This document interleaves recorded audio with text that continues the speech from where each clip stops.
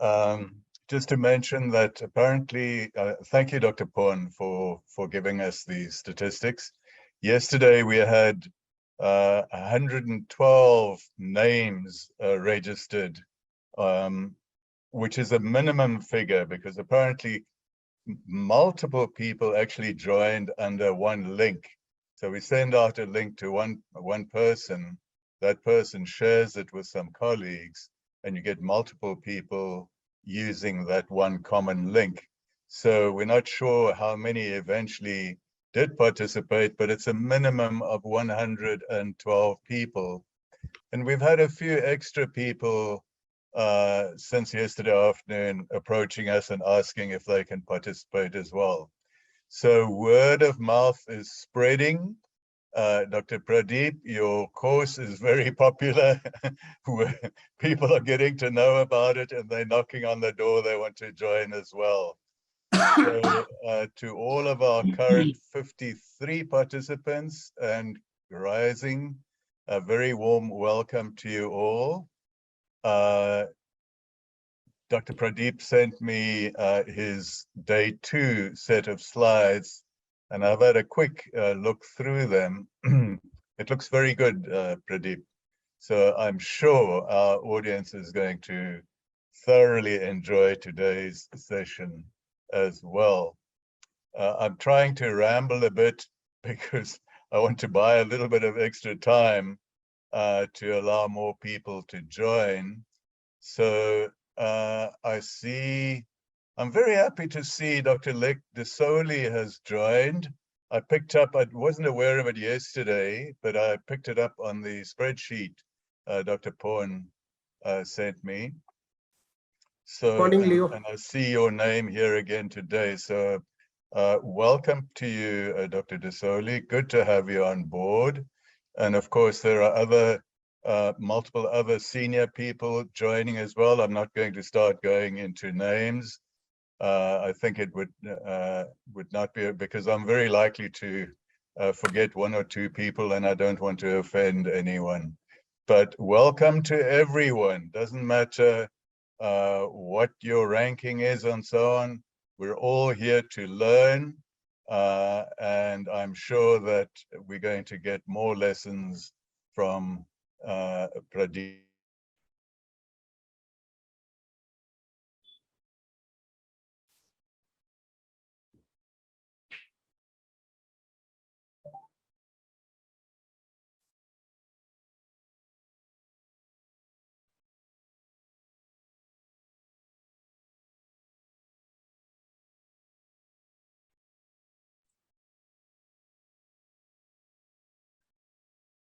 Dr. Leo, we lost your voice. Okay, I was thinking that my internet is weak, but it is not that. Thanks, Dr. Ghosh. At least I can hear your voice. Yeah. I think there is a problem with Dr. Leo's mic. Dr. Leo's some problem. Yes, he has gone and he'll come back again. I believe so. Yes, he has come back. Yeah. His sound is on mute. Unmute. Leo. Thank you. Thank you for that. I'm not quite sure what happened there, if I'm the only one that got interrupted, but at least we reconnected. So that's great. I was saying I'd like to extend my very sincere thanks to Dr. Porn in Singapore from APMEN Secretariat, and here in the Bangkok office with me, Dr. Popo Aung and Wulan, whom many of you know already. So to all three of those people, sincere thank you for being in the background and ensuring that the technical glitches get sorted out, and just generally being a great help. I think from all of us, thank you to those three people for their help. Pradeep, I see we're on 64 now. Yes, I don't think we should wait any longer. So I'm going to, we have a very expectant audience. ready for your words of wisdom. So I'm not going to hold them up. I'm going to hand over to you, Pradeep.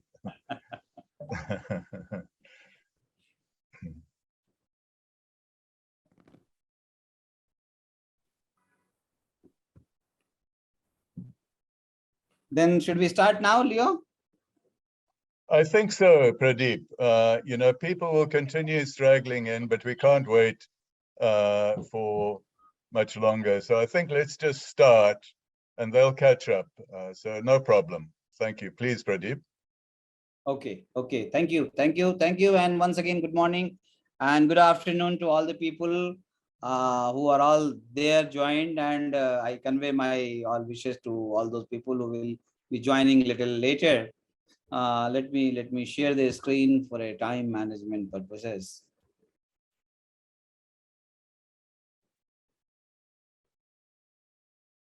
Is it okay? It's good. It's Yes, sir. perfect. Thank you, Pradeep. All good. Okay, okay, okay, okay. So today's topic is, because it was all divided into 4 days session. So yesterday it was an introductory session and what is the basic concept of the strategic planning, the total strategic planning for malaria elimination overall, and then where does our vector surveillance plan fits in. Today we will be discussing on the vector surveillance plan, what are the needs and how we should go. So what is the framework exclusively for the vector surveillance plan? So we have to narrow down from the broader surveillance plan to you can say that a small chapter or a small booklet, so that the people use involved in the public health total activities. They are basically 2 pillars. One is the epidemiological, parasitological, and then one is epidemiological. And both they join together and then they become the malariologist. So we will be discussing or narrowing down rather to the one chapter of the vector surveillance plan. But before that, let us have a basic understanding on all those things. We stopped yesterday on the note where the co-endemicity and different situations require what kinds of vector control is required, and the overall surveillance and its effectiveness, that even if it is 97%, even if it is more than 60% service delivery, ultimately we get output of only 36-37%. So these are the estimates based on the mathematical calculation. I remember in one of my training slides, we demonstrated that even if you go on giving 100% and 10% loss for the training, then ultimately when it reaches to the output level, it becomes only 15-20%. That is a cascading training module. It says like that. So when we start, the total plan, the whole presentation is divided into, one is need and one is framework. Now we will be discussing first on the need, these 4 or 5 topics, and then we will go on the concept. So the need actually involves, we must understand what is the transmission dynamics if we want to plan for vector control activities. And vector control activities cannot be started unless we have the transmission dynamics, which is related to the vector surveillance or entomological surveillance. What is the influence of the vector? Then how the vectors are responding to our pressure, or natural pressures also, environmental pressures also. What is its abundance, prevalence, what kind? And then we have to tailor, we have to design our whole vector control once we understand all these things in the given situation, because this will be there will be a lot of variation in these situations. So then we can plan our vector control design according to that. Now I'll just give one example. This may not be true for the whole world, but this is one example which was more relevant for Indian context or Indian subcontext, where though there are 9 vectors, 6 primary vectors, but we have taken only 2 vectors which are very potent vectors. One is Anopheles culicephacis, which is primarily a zoophilic, and it spreads across the whole country. There is not even a single place where you cannot find even Anopheles culicephacis. There is another supporting vector is fluid-less, which is also a principal vector, primary vector, but its seasonality changes. Now, if you look on this graph, please focus on the graph that the seasonality of the malaria cases or the vector density, it goes like that. So what happens, this is the rainy season, monsoon season. I've just taken one factor, environmental factor. Now, if you look on this, mid of the June and then till September, there is a rainy season. And it is very well coinciding with the density. Now, what happens? The second peak of malaria, it comes here, this red one. Now, what happens? This is because of fluid-Ellis influence. Because when you take this portion under spray, this is the transmission period complete, because it is slowly picking up. So you start attacking on here. This was a traditional only the spray. We have taken only one parameter, because once you talk of LLIN, it is a perennial. It is once you are distributing 3 years, it will be there. It all depends on their usage and it's sleeping habits of the people. Now, IRS is a service which is provided. Now, if you take that, so from here, if you start spraying, you cover this portion, entire transmission period. So you try to suppress this. And the second peak also is not allowed to pick up from here itself, because this is also covered here. So ultimately, the whole peak which could have been here, it could have got this understanding, and then slight pickup by the fluid-Ellis in late stage or starting of the year it comes. Now, once we understand in any given area, these kind of transmission dynamics prevailing in different parts of the country, I mean, the dynamics with Barbarostrys will be different, dynamics with superpictus will be different, dynamics with Anandali will be different. So there are different transmission dynamics. In fact, Africa, Gambia, dynamics is entirely different. So once we understand this, then we have to look for the influence of the vectors. Now, look here, this is one example I have just quoted for Southeast Asia region, because this map I could trace. Now, there are so many vector species which are prevalent in different parts. We must understand in our geographic area where we are planning for our vector control, what kind of vectors are there. First step. Then second step is vector abundance, vector prevalence, vector influence. Now, there are a lot of variation even in one country itself. You can see there are here in India, there are 9. There are other places where also they are like Myanmar, the minimus, dirus, fluid, dirus. In fact, now Balabacensis and Balabacensis has become a bimai complex now. So minimus is very potent. Now it depends on the potency of the vectorial capacity of the vector mosquitoes also.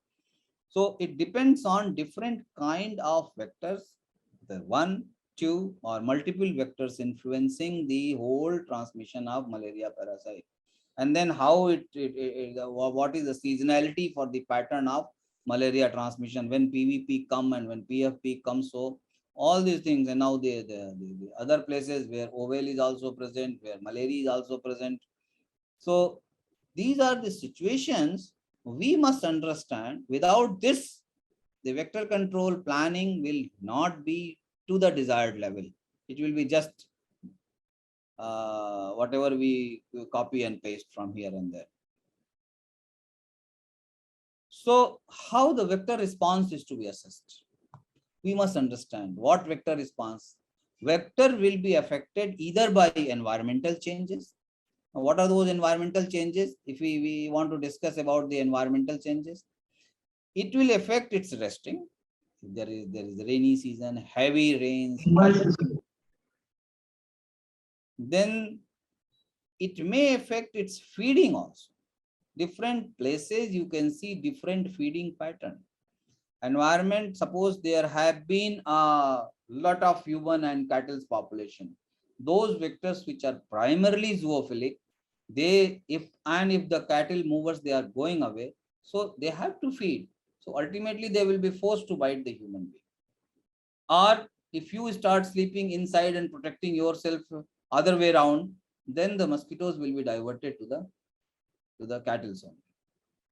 Seasonal trend analysis is very, very important because of environment. If the rainy season changes because of global temperature warming, global warming, and nowadays I remember that when we were studying, we used to have clear summer, winter, and rainy season, and in rainy season followed by summers or preceding by light summer. So there used to be all preparation activities for the rains, how the students will protect themselves. Now here the rainy any time, it is all irregular rains, intermittent rains are coming. You talk of 12 months, there are some showers. Now those rains or the temperature or the construction activity, they affect its abundance in different seasons. This is very, very important, and these variations need to be studied. Otherwise, I have showed you the first graph where the spray season, you have by and large, you have taken a transmission period in the whole country. Now, if you go and in the country, there is a variation. So your this June to September or May end to September will not work if there are some early transmission in January, February, March. So you have to see the seasonal trend analysis, and this is because of environmental change. Breeding potential. Now, when the rains will be more, when the temperature will rise, then what will happen? There will be, or the construction sites, or the rapid urbanization, there will be a lot of water accumulation, fresh water collections. They will create innumerable breeding potentials. We have been talking only for dengue, but malaria, it was already there. If somebody can read Pampana and Boyds, those things are very nicely, it is being written. But because of dengue, we all have forgotten about malaria, where the Stephensii breeds all fresh water. It's a co-breeds with the Aedes. So the breeding potential also increases due to environmental factors. And then it's reproduction. Once the breeding potential is increasing, the reproduction will be more. The more population growth will be there. Once the population growth is there, there will be more influence, more chances of being bitten, even those who are zoophilic. That is why there is a saying that when in post-monsoon season, mosquito density goes up, vector density goes up, the chances of being bitten is more. When the density is low, the chances of being bitten is low. So the probability increases with the reproduction rate. The another pressure which we create because of human being, we try to protect ourselves. First one is insecticide pressure, which we create on the mosquito population, either by agriculture use or by public health program use, or by, either by IRS or by IRS also. We are using different kinds, all 3-4 kinds of the chemicals. Larvicides we are giving. So at every stage of mosquito life cycle, we are putting some pressure, either larval immature stages or mature stages. Then that is basically, this pressure creates precipitation of resistance, because initially mosquito, they try to avoid tolerance, the bigger tolerance, and then physiological resistance, then biochemical resistance. So these are the situations which changes their susceptibility, and that becomes a problem, that becomes a challenge for all of us who are dealing with the vector control. And those things are very essential to be incorporated in the vector control plan, especially for this 5 years when we are rushing towards elimination by 2030. Human habitation is another very, very important. Human habitation, different types, combination of human habitats. Slum is one, residential colonies are one, high-rise buildings are one, surrounded by the aggregation of labors, industrial township, industrial setup, mining township. Mining, there have been outbreak in mines, there have been outbreak around the iron ore, iron mining, coal mining, different thermal power stations. So human habitation is very, very important. In addition, if the human habitation is living along with the cattle population. So if cattle population and livestock are there, you are putting lot of risk that whether mosquito will bite them or mosquito will bite them. You are putting the animals along with you, mixed dwelling sort of things, then definitely the risk increases to the higher level. Ecology also plays a very, very important. If we are disturbing the ecology, there are ecological succession in mosquito behavior. There are some papers also have been published. So ecological behavior, ecology, ecological niche of the mosquito population, congenial atmosphere, if it changes because of human activity, these are all the things which will affect the vector response. So when we make a vector plan, all these factors have to be taken into our plan document.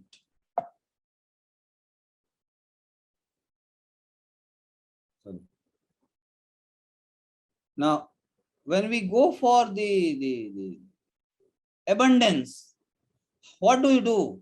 I have taken one photograph I have stolen from Leo's presentation long back. When you talk of vector abundance, don't get confused with so many parameters, because my presentation is only for the practical, for the program people. What minimum they can get, they can see the abundance of vector mosquitoes, and whatever techniques they are using, that is a different topics, that entomological surveillance techniques and different techniques. There are 23, 24 techniques. Some are outdated and some new have been added. So when you map, this is one example of one of the state in India, that if you look on this abundance, how do you monitor about the seasonal trend? If you see here, this is the basically animal biting collection, and these are the human biting collection, the red one. You can see timing 6 to 9, 9 to 10, 10 to 11. So 1 hour, hourly division of whole night collection. You can see what is the peak biting time. Yesterday, Dr. Mukhtar was asking this question, very pertinent. So I just tried to search this graph and added this, that this is really important. If mosquitoes are having biting this time, the LLIN will be very effective. If this peak is somehow here and people are sleeping here, then the LLIN will not be effective. It is very clear, but this can be proved only by the entomological evidence. So these are the data which is required. Similarly, if you see the correlation between the mosquito density and the cases, if you see, this is the rainfall. The bar diagram is the rainfall. And then you see the malaria cases, the red one. But if you see the density of the mosquito, it is going up. So when it started building, and when you are putting here some spray operations impact, it is going decreasing. So it is not allowed to go along with this because of your spray operations in this period. So having known that this starts picking from this, you take a decision on spray operations or control measures, whatever intervention measures you want. So, and then different vectors you can map, that which are the area you have seen, which kind of vector. So 3 you can put in one map also with different colors. There are one vector, there are two vectors, there are one vector or two vector, it becomes little more easy. But for us, it is little more difficult because we are dealing with 9 vector complex. So these are the examples. These are only tentative examples. They are nothing very scientific, I mean particular data which can be published. That's why I've just given one example. So these are the things which is required for our situation analysis before we go for vector plan. Then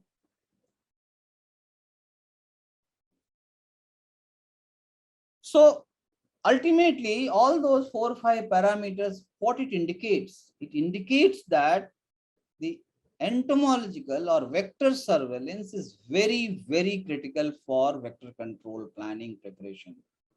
Once you think of preparing a vector control plan in the area, this is the prerequisite for vector control plan. This is very, very important, and there should not be any compromise on this. What it indicates, why it is critical? It indicates the progress, because once you know what was prevailing and what is there, so you can always monitor the progress or the impact, whatever you have planned, whether it is actually giving some dividend or no, so that you can change it, modify. then it also indicates on the quality of the vector control products.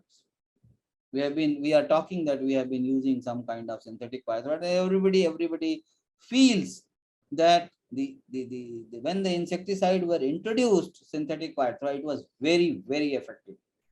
But now, so whether the quality has gone down or the resistance has developed, so quality of services, quality of product, and quality of intervention, all the three things are very, very important for monitoring. And that who will do this vector surveillance and entomological surveillance can only produce these. Then performance. Yesterday also we were discussing about the LLIN efficacy. Well, what is the durability actually in different situations? Whether really it lasts for 20 washes or the efficacy is lost before 2 wash, 3 wash, 4 wash. So that needs to be studied. Who will do? Because you have to collect mosquito, you have to put on the cones and then fix up the cones, and then you have to test and then see the mortality. So that is the basic principle. So this is very important.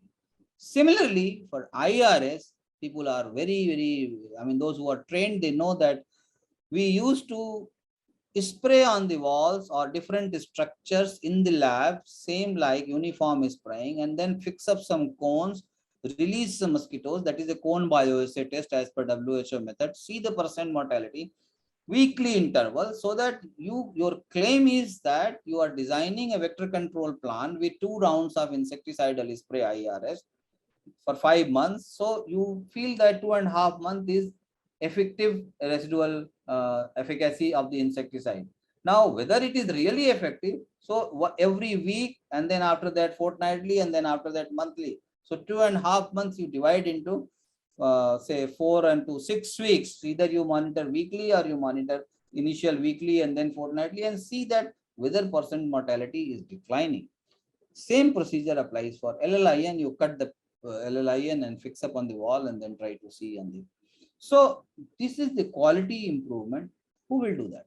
Vector surveillance. Entomological component will tell. If it is not effective, you change the vector control plan. This is very, very important. Insecticide resistance, there are 4 terminologies, but we are talking of frequency, intensity, and mechanism.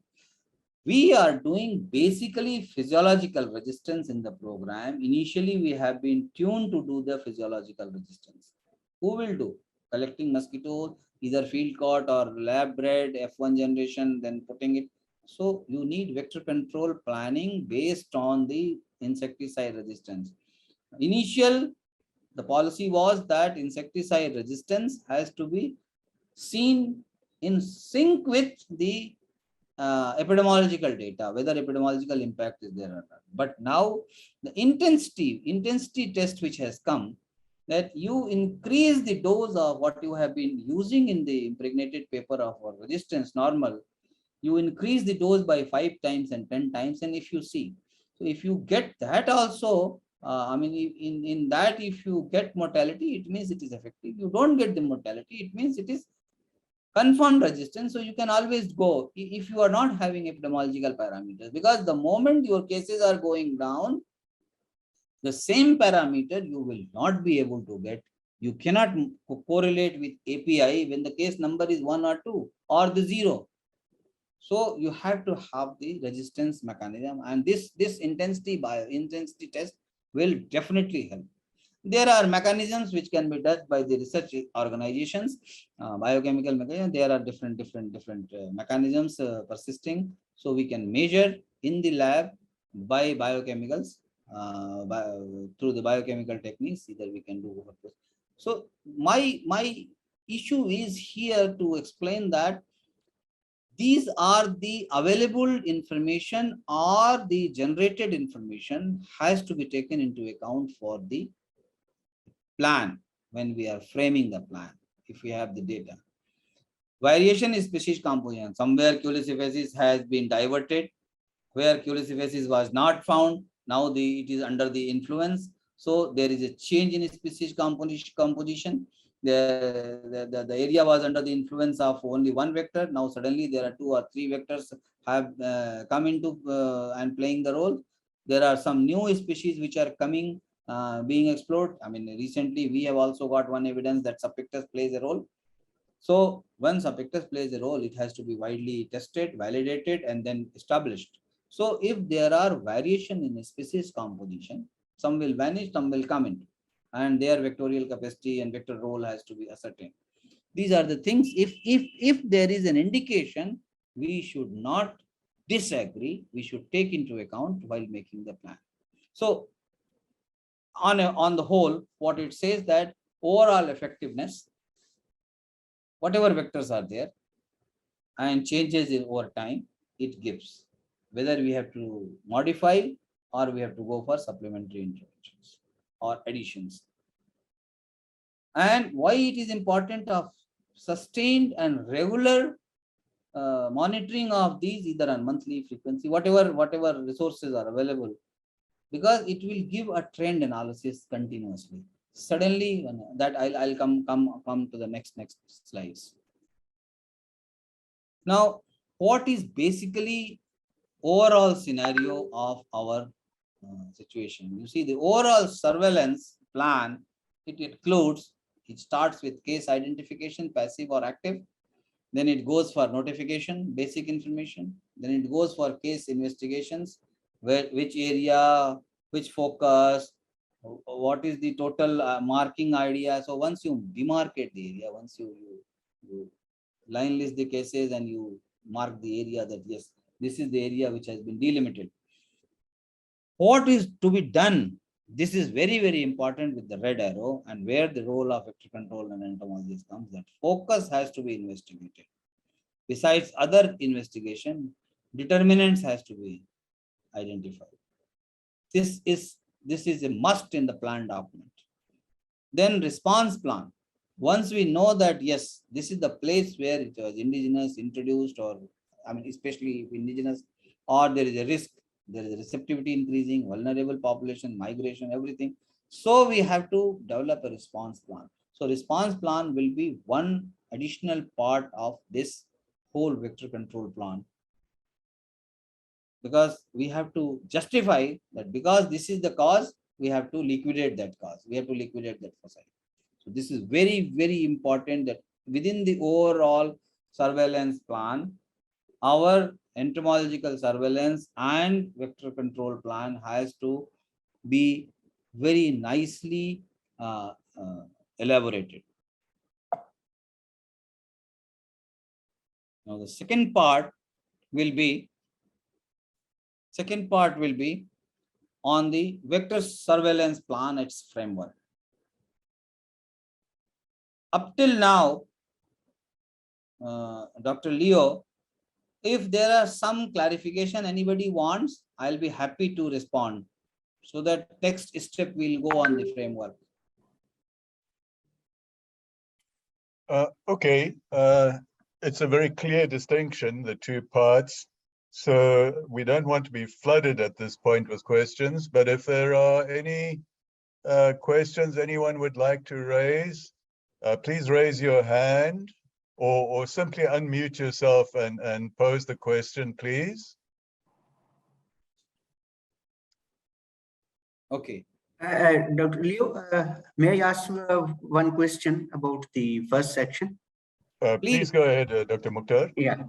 No, thank you very much, Dr. Pradeep. Again, wonderful talk going on, and we are learning a lot from your talk, despite the fact of our experience, but your experience shows that you have a wonderful work. I just wanted you mention about the two peaks of the Anopheles culissifaciae and Kefluvi atlas. And this is wonderful, very interesting that you are mentioning the second peak in October to December. While normally it is during the March, April, when we have the some rise temperature about after the winter. But can you further elaborate this second peak of the Fluvi atlas in India, because this is very interesting for me, And second point about the number of rounds. You mentioned the first round and second round, because you know that currently there are some insecticide which are WHO pre-qualified, which have the long-lasting efficacy up to 1 year. So this in the presence of new insecticide, how we can justify the number of rounds. So this is just my simple question, because as a national program we are designing, sometime we have to design and we have to guide the provinces about the number of rounds and things like that. So these 2 points are very interesting for me, and I further want to learn about from your experience. Thank you. Very nice question, and this will definitely help all others also, because an experienced person raising or seeking some clarification, I feel a little more proud of that. Thank you, Doctor. See, the second peak is related with Plasmodium falciparum. That is number 1. That is very interesting, and this is very special for Indian subcontinent regions. That detailed data analysis has shown that first peak comes with the Vivex, and then second peak is PF. How second peak comes? Because these two, once the one vector goes down, the total malaria incidence does not go down. Fluvidalis picks up. And that is why the PV peak and PF peak are very distinctly seen in this. Regarding the spray rounds, initially we had an insecticide, still the long-lasting insecticidal, this insecticide for IRS, which covers for one round itself, it covers for 6 or 7 months. Especially one company, they came out with this, but so far it has not been registered. So maybe some countries they might have allowed it, but here it is not there. So what happens? We initially planned from 50s, 60s, we planned that whatever insecticide we had, it was having 2.5 years, and synthetic pyrethroid, they have basically 6 to 8 weeks. So 8 weeks to 10 weeks like DDT, or 6 to 8 weeks for basically for started with HCS, then malathion, then synthetic pyrethroid. So how to cover this entire transmission period? That is why, and if you give a break, then your seasonal labors will run away. So continuously for 5 months you can engage them, so they will cover both the rounds. But simultaneously, even in 50s book also it is written that if there is a perennial transmission with a high load, you can have additional round also here. So actually that was a special round, additional round, or third round. But precisely by and large it goes by 2 rounds. And now there is the last national strategic plan what we made for India. We said that if more than 5 months, there should be 2, otherwise there should be only 1 round, because it will cover initial phases. So the peak will not be allowed, it will come down.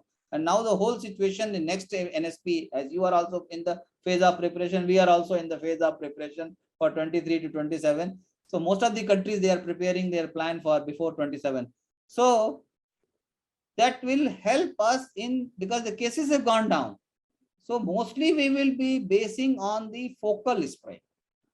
There will be hardly residual regular rounds of spray, unless there is a desire, there is a area which is having high burden.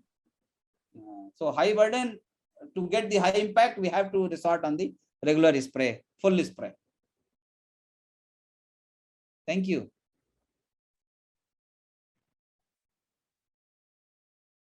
Any other questions? Any other questions? All right, Dr. Pradeep, I think I think we're all still fairly strong. I don't think we need a break quite yet, so please proceed. Okay. I think I see 1% raise, 2% now. Do you want to let Praveen Joshi speak? Dr. Leo? Myself, Preeti Joshi. Hello, Bulan. Yes, okay, I think it's Dr. Joshi. I think you have a question. Yes, sir. Yes, please sir. go Yes, ahead. Sir, I have studied the perennial transmission and the vector control measure for IRS in tribal area also. When the insecticide sprayed in tribal area for 2 rounds, and during the period when the slow moving streams are gradually moving slow, at that time Anopheles fluviatilis breeding potential start, and whatever the parasitic load remain after the insecticide lost its efficacy, its parasitic load is picked up or gained by the Anopheles fluviatilis, and that fluviatilis transmit generally at that time mainly the parasite of P. falciparum also in tribal area. So as Dr. P.K. Srivastava sir told also, depending upon the time and the presence of parasitic load, that's why continuous surveillance will help. If additional round is required, so we have sprayed in our area in mainly some tribal pockets where intense transmission, we can say hardcore area also. So definitely the second peak after the insecticide loss its efficacy, after the reduction of Anopheles culicis density also, fluviatilis come and play very vital role also. But due to the synthetic pyrethroid, nowadays, what happened that the insecticides are not registered, is not developed in fluviatilis, and we are also now disappearing of fluviatilis in some of the area. So now question is not doesn't arise with this. At the same time, line also helping and supporting to curtail the fluviatilis transmission in tribal area also, sir. So this is my submission so far the question and as well as my query also, sir. Thank you, sir. Okay, thank you, Mr. Joshi. Any response from you, Pradeep? Notice all what he is saying is the same thing I told also. Yeah. That basically it picks up the PF and residual infections, and because of one vector going down, it doesn't loses continuous transmission. Pradeep, if I may ask, I'm sorry, I don't want to hold up everyone. And I may have had a lapse in concentration when you explained, and I didn't catch it, but I think you mentioned that the first peak is primarily falciparum. No, it's primarily vivax, and the second peak is primarily. Can you explain why that should be? By and large, in India, initially the graph was made when basically the PV was predominant species. Initially, it was more than 60%, 70% PV, and remaining 30% PF. Except in some hardcore area, northeastern states or the central peninsula, there was a PF predominance seen in some tribal pockets, which Dr. Joshi was also explaining. So PF is more predominant in just before the winter season it was coming. So most of the area was covered with the P vivax, entire country. So the whole peak was there 70% with PV predominance. And then slowly when PV goes down, the PF is seen. Basically, that was the basic reason of the epidemiology in our country. Okay, I see there's a question from Dr. Mukhtar. He's asking if you can link this pattern of parasite peaks with vector species composition.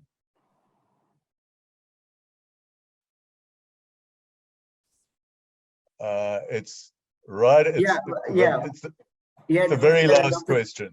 Yeah, Dr. Pradeep, I just want to say, because in Pakistan, we have linked these peaks with the vector species, and it shows some clear demarcation between the two peaks and two different species. So what is the case with India? Because it's very interesting for learning for us, as well as some other participants. It cannot be very clearly explained and distinctly with the species, vector species, because here the Culicis also transmit vivax falciparum, fluviatilis also transmit for vivax falciparum, minimus also transmits, Balabacensis dirus, or now you can call it as a bimai complex, that also transmits vivax falciparum. So this study, I mean, in our country, there is no distinctive clarification that this particular vector will be only transmitting this species. Good, thank you. All right, thank you. Thank you for your patience, Pradeep. Please continue with your presentation. Okay. So thank you very much for very nice clarification and the clarification sought rather. This was basically an experience sharing. Now coming to the vector surveillance plan framework, we should understand what is the concept of the framework. Little bit was given yesterday. Core vector control intervention, what are their vector control intervention? What is the core intervention? Then what about vector control, larval control, outbreak, different scenario and politics, policies and resources. These are the basic part of the framework, which will be explained in detail. Now, if you go on seeing this, basic concept of surveillance is dependent on the surveillance sites, where what kind of survey we are doing. If you see, for vector control, we are doing four different kind. In fact, it is a 5, but third one is divided into 2. One is preliminary or baseline survey. We don't have this kind of data unless it is a research protocol or it's a pilot study. So by and large in the program, we either try to take the average or try to collect all those patchy information and try to put it as in a baseline survey. To some extent, it may be considered, but if you say actually scientifically, it will not give the correct picture, especially when we are stratifying at a very micro stratification is being done. Then after the baseline, we are doing routine surveillance. What exactly it is routine surveillance, I'll come back to that. The third kind of surveillance is spot check. Sometimes spot check, there is an ad hoc assessment also. And then there is another type of surveillance which we call it as a focus investigation. Now, one by one, if we go on this, what is preliminary or baseline survey? Preliminary or baseline survey, basically, how it helps, why it is justified, because we are just discussing, I'm not talking of the strategy basically, I'm talking of the why it is important for making into the plan document. Why we should keep this preliminary baseline survey in our plan document or plan when we are making a vector control plan. We must understand what it will give, what will be the input and what will be the output. Initially, it is done to gather this information in that area which we have been talking about, all those parameters, vector abundance and the susceptibility and blah, blah, blah, all vector related issues. What it provides on the vectors, behavior, resting, feeding habits, and this should be kept at one platform. Then what are the changes? What is the species composition? This preliminary will say, because we have got some historical data in different seasons. Basically, we call it as in terms of time and space, but different times means you have seen the pattern, monthly pattern, seasonality. So we have to collect that kind of information. It will be a reference purposes. And then what are the breeding potentials, habitations, and then sustainability, whether the insecticide will work or not. So once we collect this preliminary information, this is very important because it requires a lot of resources a lot of human resources to be pooled, a lot of financial implications will be involved in this. Say, for example, you take one. If you want to really collect the vectors in that area and you want to study its resting and feeding habit, you have to go to the different sites.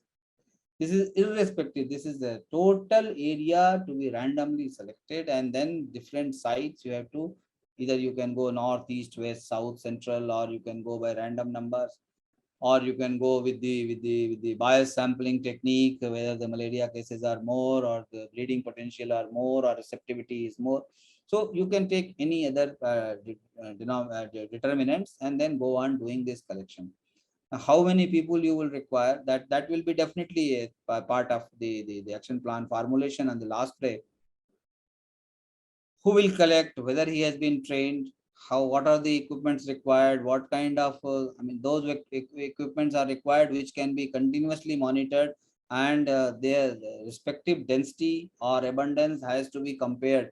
Today you are collecting with some parameter and tomorrow you are collecting the same thing with the other tools, that will not be comparable.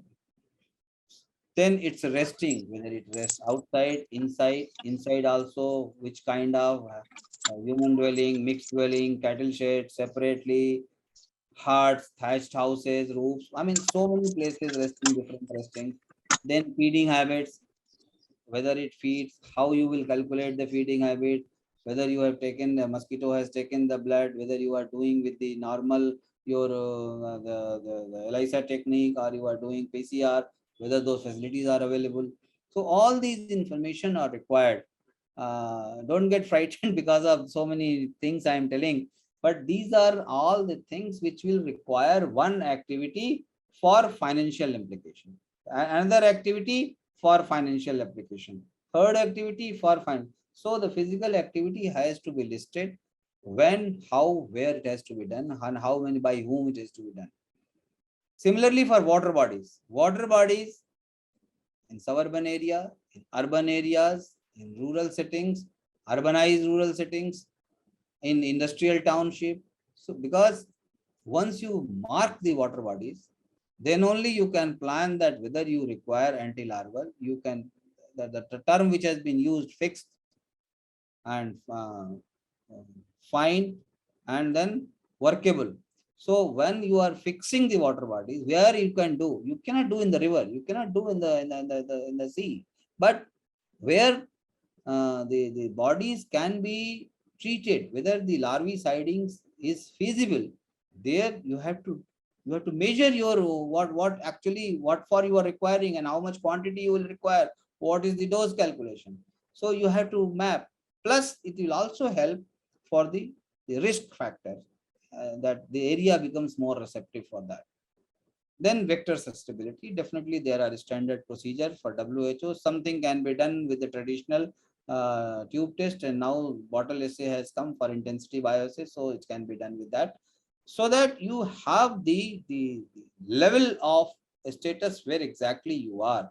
When any class is taken or any exam is given or any plan is made, you must make where exactly you are and what you are going to achieve. So from here you have to fragment this whole period for different activities. This is very, very important for baseline survey.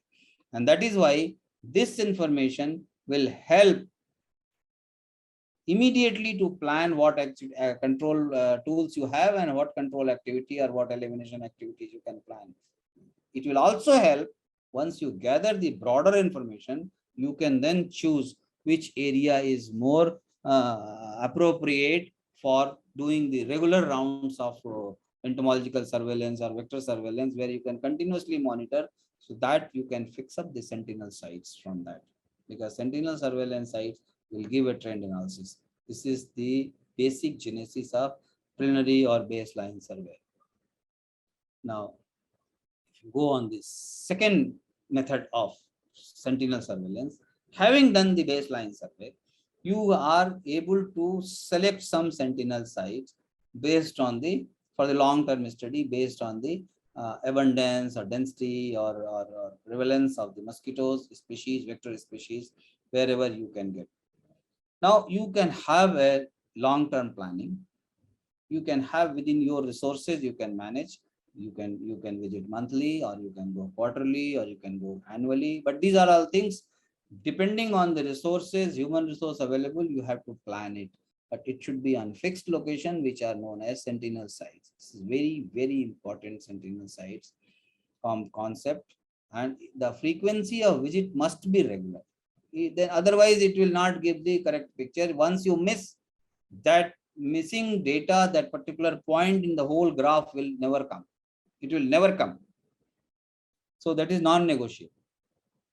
This will give, once you do this, this will indicate, is there any change in the vector density, what you have done from the preliminary survey, baseline survey?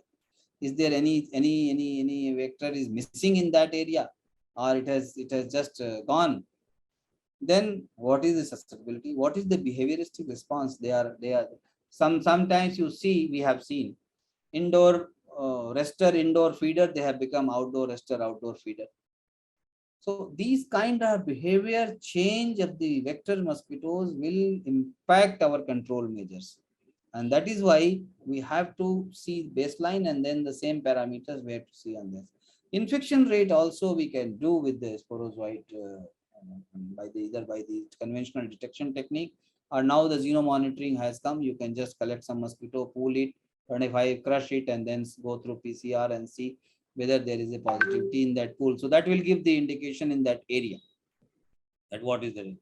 So this will help us in knowing for the transmission dynamics, and then if there is any change is required for the our side from the on the response mode. Then entomological surveillance site which are established, which are selected, it should not be only on this.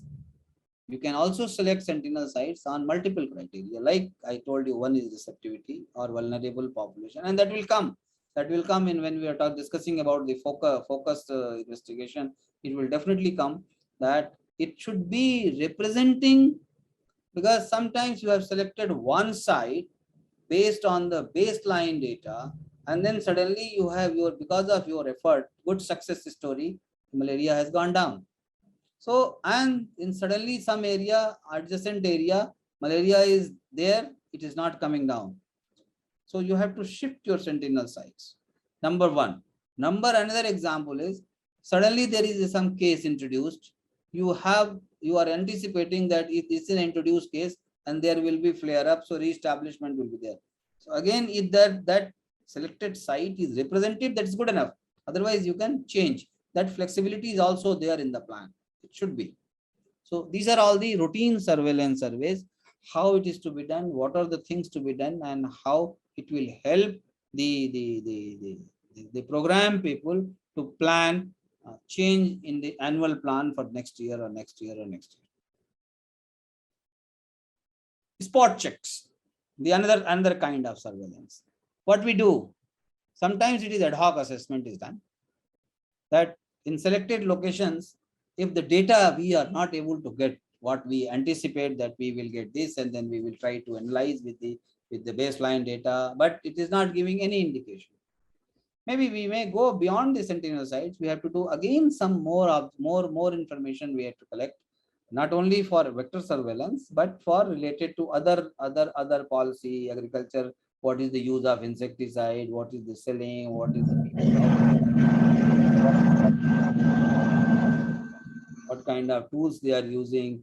What is the rainfall data, meteorological data, entire. So all those information also has to be included during the ad hoc assessment if we are not getting the proper correlation factors, so that we can respond immediately. We can change the season, we can change the time. And I mean, in our country, what happens sometimes, we plan from May end or mid-May to July, August, September, and suddenly in June, July, there is a flood. So if we don't consider or don't give the flexibility, you know what happens?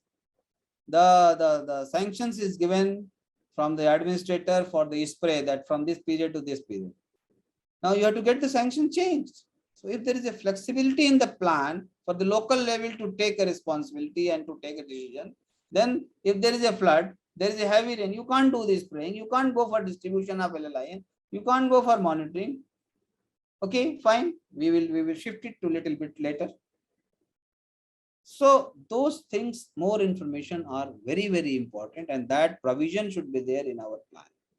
The another survey is spot check site. Spot check site, what it happens basically, if there is a suspected area, you have fixed up some sentinel sites for regular rounds, quarterly, monthly, whatever it is, annually, depending on our.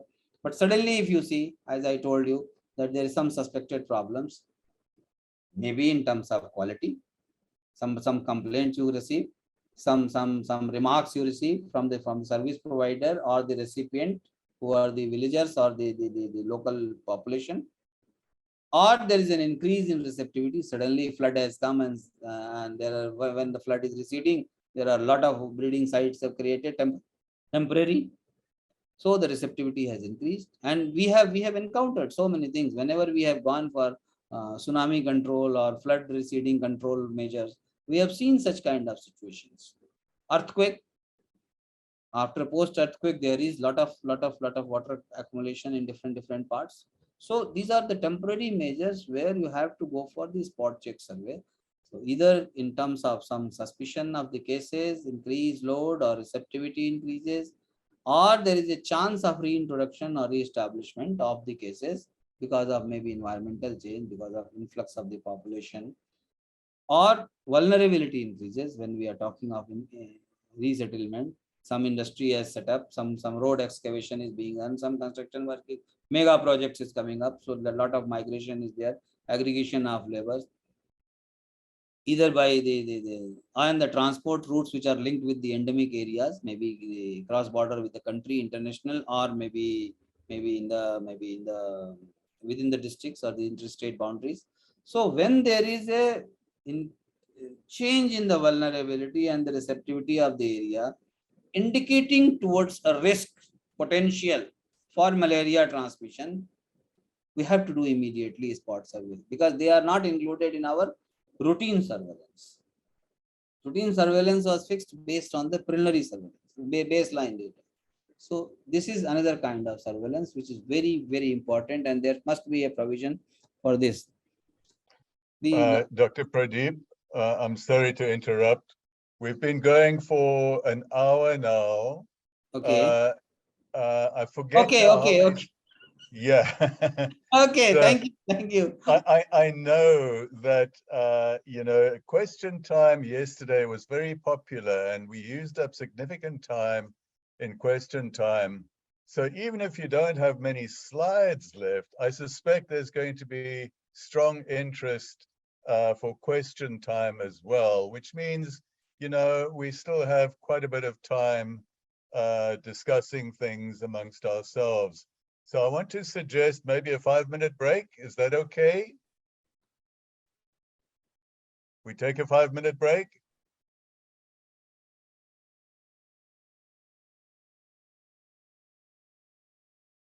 Okay. Yeah, thank you. Thank you. When you reach my age, you need to go to the bathroom more frequently. So 1 hour is a good time. Sorry.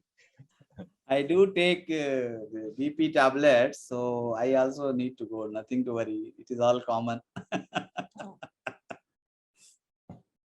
Thank you. Let's we have been talking about the regular routine surveillance, and then we have been talking about the focused ad hoc and spot check surveillance and baseline surveillance. Now there is another surveillance type, is that focus investigation. Now, focus investigation, when we know that the area either is new or there is persistent transmission, so we have to little more focus, give more attention, with the more entomological parameters, or there is a resurgence. So we identify the area, and once focus is identified for malaria transmission or the risk where the establishment can be done, we go for a specific purpose. What happened? Why this suddenly there is a resurgence, or there is a risk increased? So we try to collect many information. In that, within those many information, intervention or vector control planning constitutes a major component. We have been doing a lot of outbreak investigations. So it is almost a similar kind of situation. Why outbreaks have happened? So now, when we go to that area, we have to collect. First suspicion is whether vector control operations were done. If done, what was its quality? Why it is not effective? So these are the basic purpose when we go for the focus investigation. Now, what should be the period? These are the components which should come in the plan document. That if you are planning, there is a chapter on the focused investigation. Besides all other total surveillance components, when we come to vector surveillance, entomological surveillance, we will do when should we go as early as possible, what should we do, what is the purpose of this investigation, and how fast it should be done. So it is always, focused investigation is always a short-term investigation. It's not like monthly trend analysis and other things. Basically, the difference is this is reactive. It's not a part of plan, regular plan. So it is in, and especially in elimination setting, when we reach to the target, suddenly we see, oh my God, it is not coming to my desired level. So one case is not going. So we have to be very, very fast in our reactions. Response time is very less for us for the vector control or for the entomologist.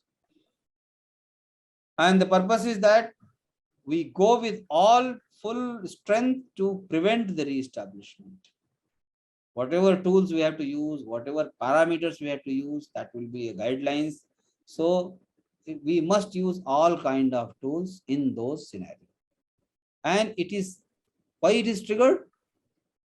It is not triggered by any entomological collection. It is not triggered by the receptivity. It is not triggered by the vector influence, because there is no monitoring. It might be part of sentinel surveillance site, but if there is a monitoring of sentinel surveillance site in regular, there will be control measures effective or implemented properly. Certain area which is already finished, reached to the elimination level, and suddenly there is a case, clinical or migratory, or so it is triggered by those. So they are the catalyst for starting point of the focus investigation. These are the justification when we make the plan. Now, the entomological indicators we have been talking, whether you are doing regular, we are doing focal, we are doing the baseline. If you divide into the important parameters, you divide all those parameters into different categories, the groupings. We must also understand what are those groups. So like a species occurrence and density, it can constitute an adult vector composition. Then behavior studies or behavior group, what will happen? Human blood index, human biting rate, HBR, biting time, location, biting area, and the resting location. These are all the adult vector behavior group. Then resistance, that is the basically response, adult vector response. Frequency, status of the resistance, intensity, and mechanism. So these are the things which in the program basically we monitored in between two, status and intensity. Then aquatic habitats, that is a breeding potential basically. We try to analyze whether the breeding sites or the aquatic habitations, congenial aquatic habitations are available or not. If it is available, it's good enough. If it is not available, then our work, I mean, some relaxation point is there, but we have to search the aquatic habitations availability. Then out of those aquatic habitations, whether there is a breeding, it may not be suitable for breeding. So whether they are occupied with the larva, occupancy means it is a breeding is there. We are seeing the breeding of the mosquito. And then we take the density, that is a measurement, that what is the larval density.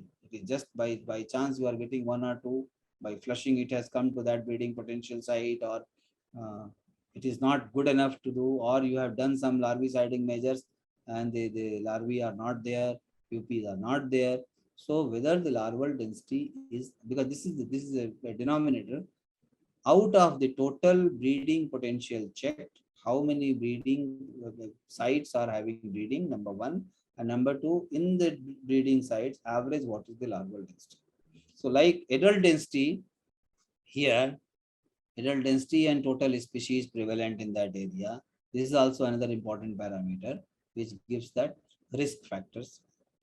Then these parameters which we do, sporozoite infection rate, infectivity rate, entomological inoculation rate, which is not very common for the program people, but yes, with some help of some research people, because there are some complex things we have to multiply and then take the factor and then go. So and receptivity. So these three things which are actually important for our prevention of re-establishment. Number one, risk estimation for that particular area. They are basically a proxy for the transmission, because if these are there, then yes, definitely there is a chance of transmission. Transmission either is going on, we are not able to detect in our surveillance system, or our surveillance system is not that mature to detect all these things. So there should be some kind of modification or amendment will be required in in our plan document, maybe in this year, not to next year or next year. So this gives all this indication. So all those parameters, if you group together, they have got their different importance, their significance, but every classification has got its own significance. Now, coming back to the major portion of second part, core intervention. WHO says that surveillance is basically, well, so far you have been listening. Unless we do this, which is vector surveillance, same is the case with epidemiological surveillance. So surveillance becomes the major component for planning.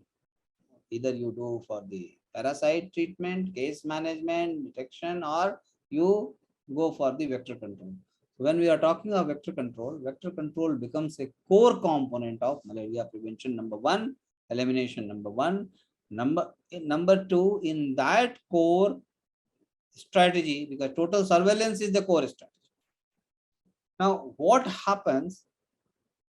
Which are the components which have been recommended globally? So globally recommendation, always everybody looks on the WHO. Then there are some modifications, some amendment, suitability, feasibility criteria based on those. The countries, the nations, they take their own decisions. So the basic core strategy which are approved by the WHO is the insecticide treated mosquito net, which was earlier terms. Now it is replaced with the LLINs, the long lasting insecticidal nets. WHO document, they still use ITNs only for all those, because either you treat manually or you treat at the fabrication level or the knitting level. So it is basically LLIN. It has got its own differences, a little bit technical. So insecticide treated nets or LLINs as per WHO, this becomes the number one core strategy. Number two, they have given indoor residual spraying operations. Yesterday also Dr. Mukhtar and we have been discussing on that. So indoor residual spraying of insecticide is another core strategy.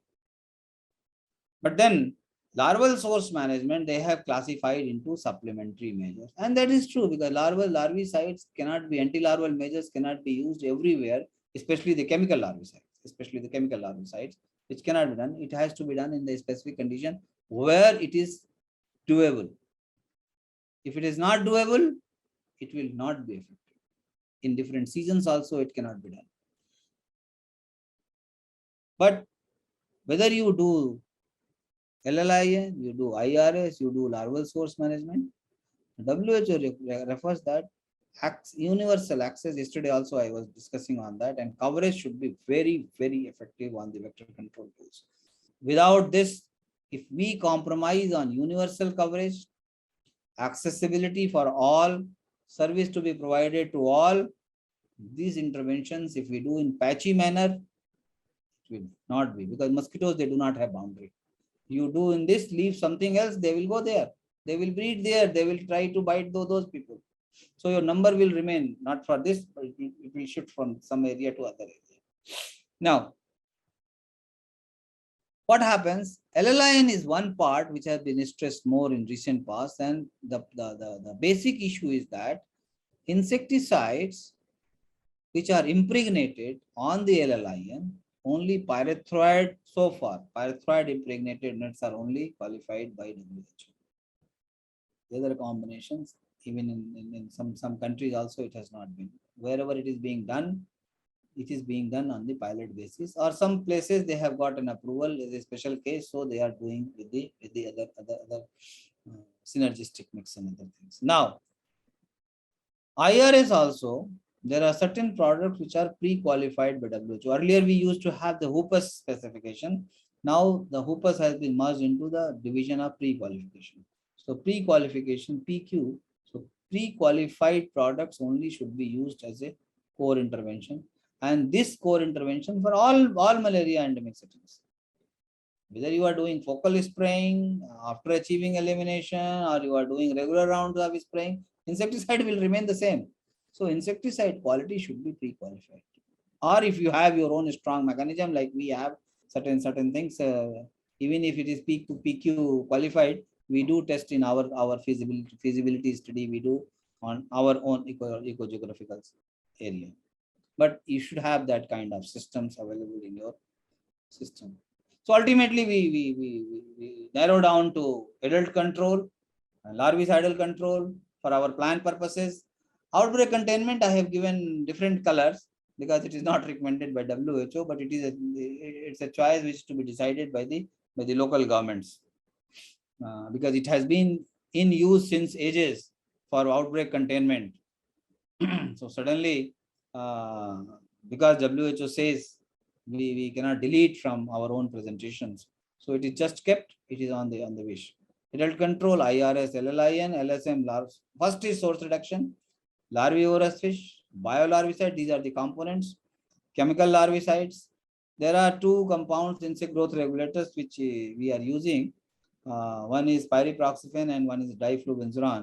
Chemical larvicides, there are list of chemical larvicide, but under the larval source management, the main one is Temifos. And then biolarvicide, basically Bacillus thuringiensis, Rhizostreliensis. There are some indigenous strain have also come. They are also very, very good. So, and then Health Act and building bylaws is very, very important, because if these implementation is to be actually monitored and regularly done, strictly complying all the norms, these people, they need power. Yesterday also I was talking about the power. So they need to be governed under the Health Act, so that when they try to enter the houses, they should be allowed. People should also be told that they are not, I mean, you cannot be allowed that you go on creating mosquitogenic condition, and one health department, which is basically at the end it becomes a victim department. So you are fixed the responsibility that you could not do this, and the other people, they are just throwing the garbage, creating the mosquitogenic conditions, doing all dirty things, and then you are answerable for that. So there has to be Health Act and building bylaws, especially it helps in during the construction activity. You should not allow mosquitogenic potential to come up. Plus, after the construction, the occupancy, the water system which is installed, it should not also provide any breeding of the mosquitoes. So there is a system, what kind of overhead tanks, what kind of cement tanks, what kind of its lid, how to approach is very, very important, because the ladder should be like this, and then at the top it should bend like this, so that a person who is going, he can just go and then reach to the last pinnacle. It should not be so deep that you cannot look and see it. So there is a full specification for all those kinds. And then if there are wells, it should be hermetically sealed within the campus. If they are outside wells or disused wells, there are different techniques for those. So these are the two basic components, and this is basically for outbreak containment, which may or may not be taken into the depending on the local decisions by the government. Now, why larviciding they have called supplementary intervention? This is very, very important. The question can be asked by when you are writing a plan and you are trying to justify that the anti-larval measures which have been doing so many urban towns, so many municipalities, so many corporations. Why? Because larviciding is supplementary intervention, because it is to be achieved only the habitats where it can be done, feasible. So they are few. If it is few, you can use it. If they are numerous, innumerable, you should not, because it will not be cost effective. You have to fix it. You have to give it number. You have to map it, so that you can regularly go, because larviciding, basic entomological, again the vector surveillance and entomological monitoring will help in making a plan that larva takes 8 to 10 days to become the adult. So you have to use, once it goes adult, the larvicide will not have any effect. So you have to go every weekly, so either weekly or with the fortnightly efficacy, you should use recurrently. So you have to number, you have to fix it. So if they are few, they are fixed, and then they are findable. It is approachable. You should not go to some place where you cannot find it. So these three factors, 3F, few, fixed, and findables. This is very, very important for larviciding. And if it is feasible, please do that. If it is not very costly, it is within your own resources. And that is why in our country, it was started in 71 as an urban malaria scheme. So urban area, wherever which qualifies for malaria incidence, it was instituted in 71 in 131 towns. And the lessons which were learnt while framing the urban malaria was with the background of National Filaria Control Program, which started in 55 in urban area with only one, because Culex was breeding in polluted water, so Fenthian chemical was used. Now it is banned, so they are using biolarvicide. So 206 towns of that and 131 towns of them, they are mixed at later stages, and they, it was told that they should have both the insecticide, different pumps should be used. So the purpose of telling this is this is a plan. When you are making, you have to give justification for why larvicide is on the second note. Personal protection measures, we cannot forget. Once you reach to certain area or you are living in endemic area, high risk area, you yourself you are protecting.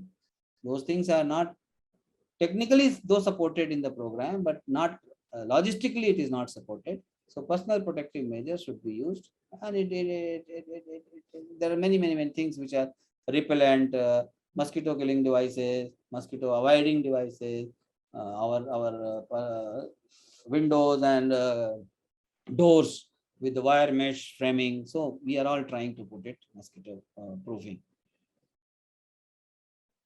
Again, coming to a space spray, because for malaria, WHO is very categorically said that we do not advocate.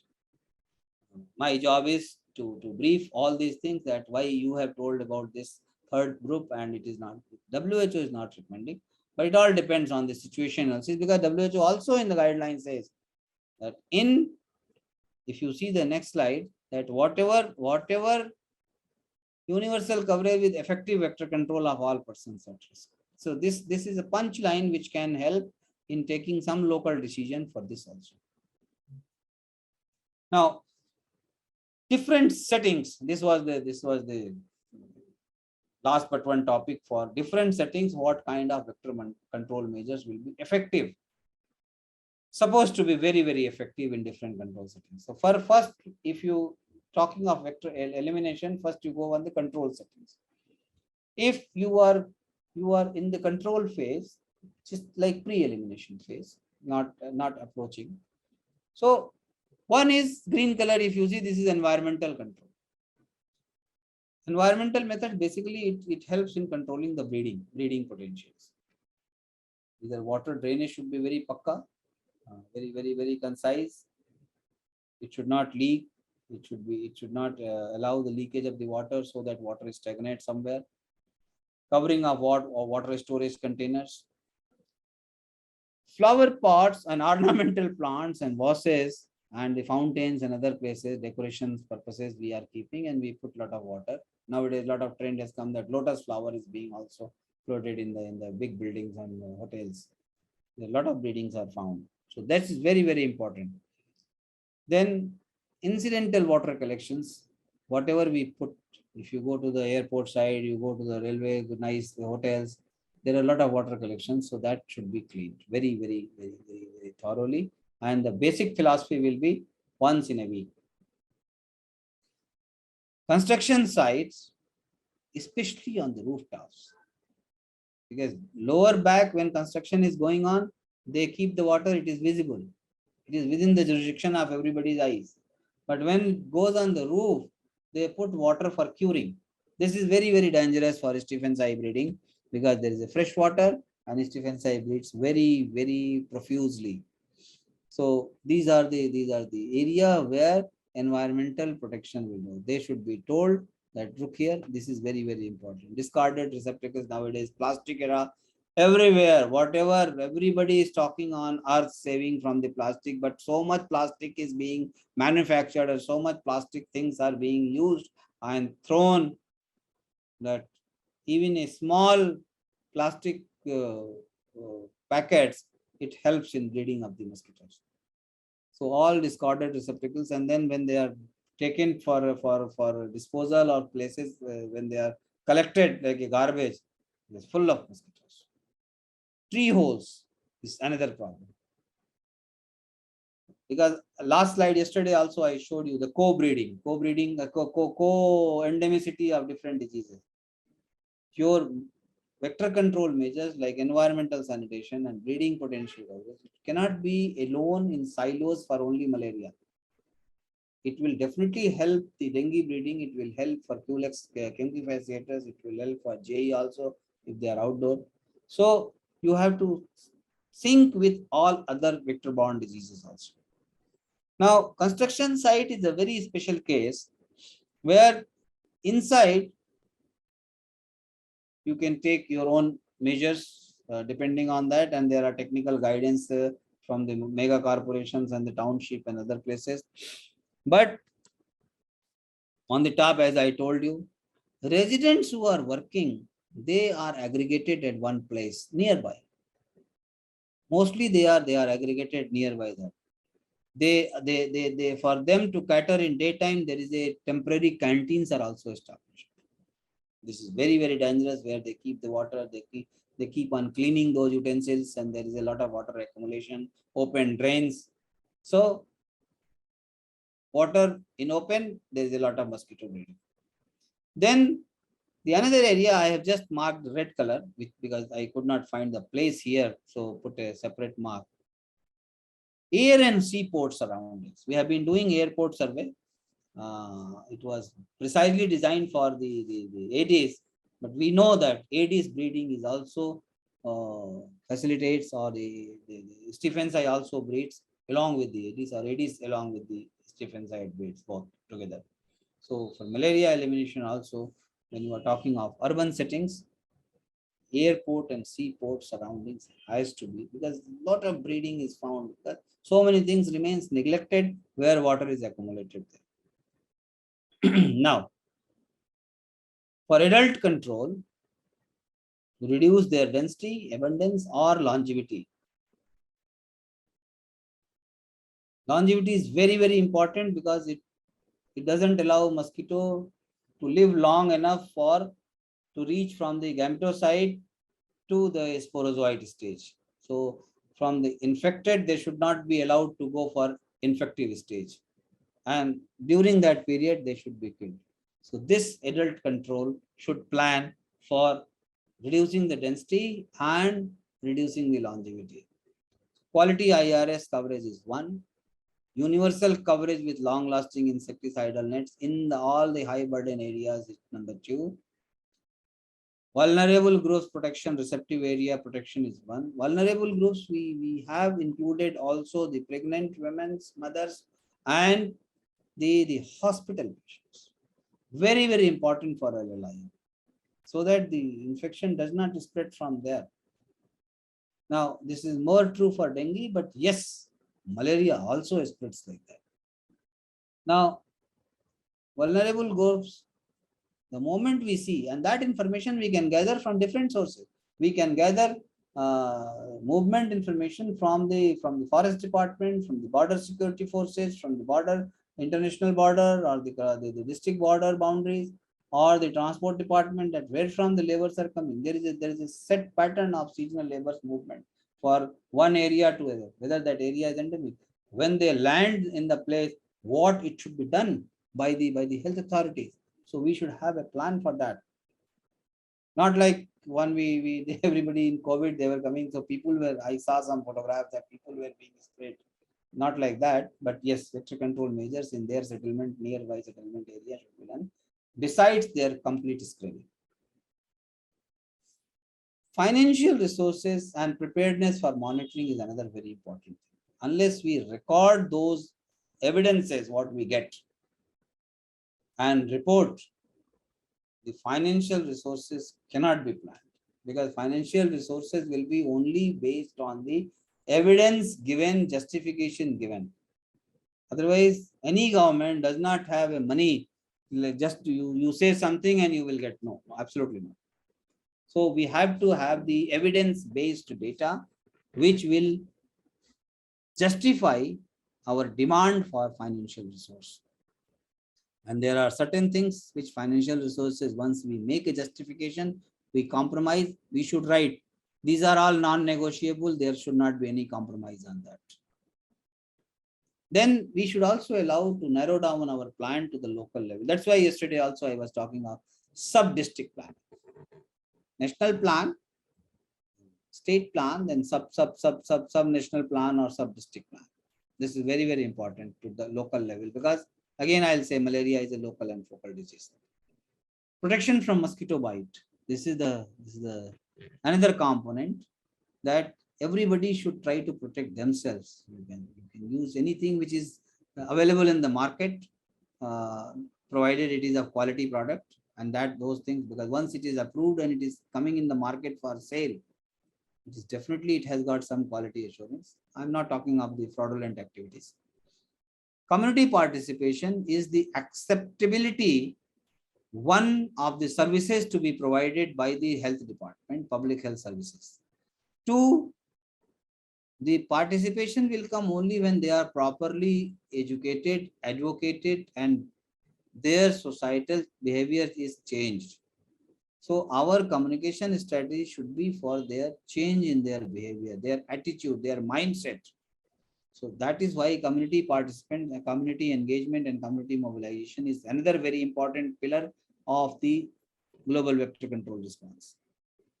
We must have in our plan, we must emphasize that we should have, for to do all these things, we must have vector control units established. Now see, within the integrated system, this is a vertical component. This is a non-negotiable, that vector control unit has to be established, which has to be run exclusively by vector control experts. You cannot have any other specialty. Like example I gave, that a cardiac surgeon, a general practitioner, medicine physicians, he cannot be asked, or you will not go for your heart surgery to a general physician. You will go only to the cardiac surgeon. That is how the vector control unit to be run by the vector control experts or the entomologist, non-negotiable. This must be in our plan document, and we are making like that. Now, from control setting, if you go to the elimination setting, please mind, you just remember these black one, adult density, and then the larval portion, and then go to the elimination setting. See, in the adult one, everybody is asking, tell me what should I do? It's not a magic bullet. That one. Yesterday also I told that one will not work for all. You have to tailor your coat and pant, your shirts according to your own size. So it is everyone's responsibility. This is a very important line for the whole plan document. Sharing the problems with the solutions, not only creating the problems. Every time you just go on giving the comments without giving any solution, so nothing will move. So try to share the experience, your experiences, but try to give some solutions also. That is how the healthy discussions and healthy plan works in the society. Appropriate advice, same thing. I have included one very important point, the tele suggestions. There should be a provision of tele suggestions, which has been accepted. In fact, my suggestion has been accepted. So there should be a central room, whatever unit you call it is established at the central level. You try to give solutions to anybody, whether it is a private people, public people, corporate sector, anybody can ask anything for solution. We should be able to put somebody, experienced person, who can provide suggestions on teleconferencing or by electronically, whatever way they call it. Insecticide must be used judiciously. This is non-negotiable item, because all the public and private people, they are just using the insecticide. They must be told that please do, because this is an environmental hazard, this is a toxic chemicals, please do it judiciously. And the dose which has been recommended, it has been recommended for a tiny mosquito. You don't have a feeling that you will use more, so more mosquito will be killed. No. It will remain in the environment. So indiscriminate use, if they are using, their pros and cons must be told. So these are all the things which will make a plan document. Inter alia, it will guide for the SOP preparation in different. Then other things are common. Other things here also it is common. The only thing is that we have to use our focus on indigenous transmission area, priority number 1. Priority number 2, migratory population. Priority number 3, aggregation of the labors. Then 4th is our different ecosystem. As I told you, in our country, there is a 9 vector system. So like forest area or forest range areas, you have got different vectors, different ecogeographical area. Now Culex species is also invaded. Certain urban areas which were free from Stephen's eye, free from Aedes aegypti, now they are all captured by both these mosquitoes.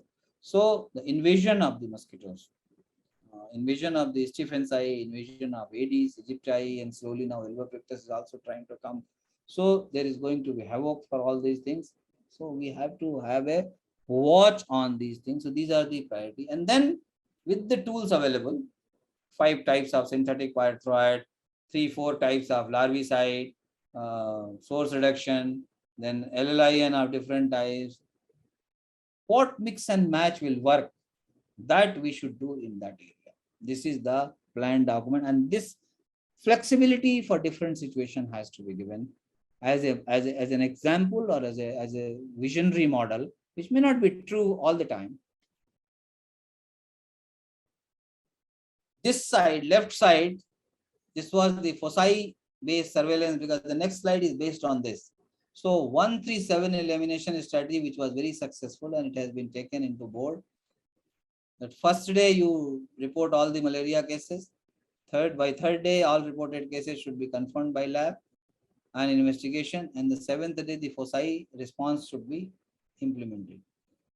Based on this total malaria surveillance system, what is required for elimination? Yes, after doing this within 7 days, this foci, if it is liquidated, for 3 years, it should be kept under watch. And if this foci is without vector surveillance data, then there can be 2. One, when you get this foci, you can find out situation whether if you have any vector surveillance data available already because of baseline or routine surveillance, or you have brought down the cases. So it should be kept under surveillance, not by only a spot check or ad hoc assessment. The second one bullet is that you may have encountered some foci where there was no vector surveillance data available. So you don't have any information about representative area, species or density or breeding sites. So you must go and immediately do. So this will be part of this response within the 7 days, and then follow through for next 3 years. First you identify, do the vector response, and then liquidate the foci, and then go for this.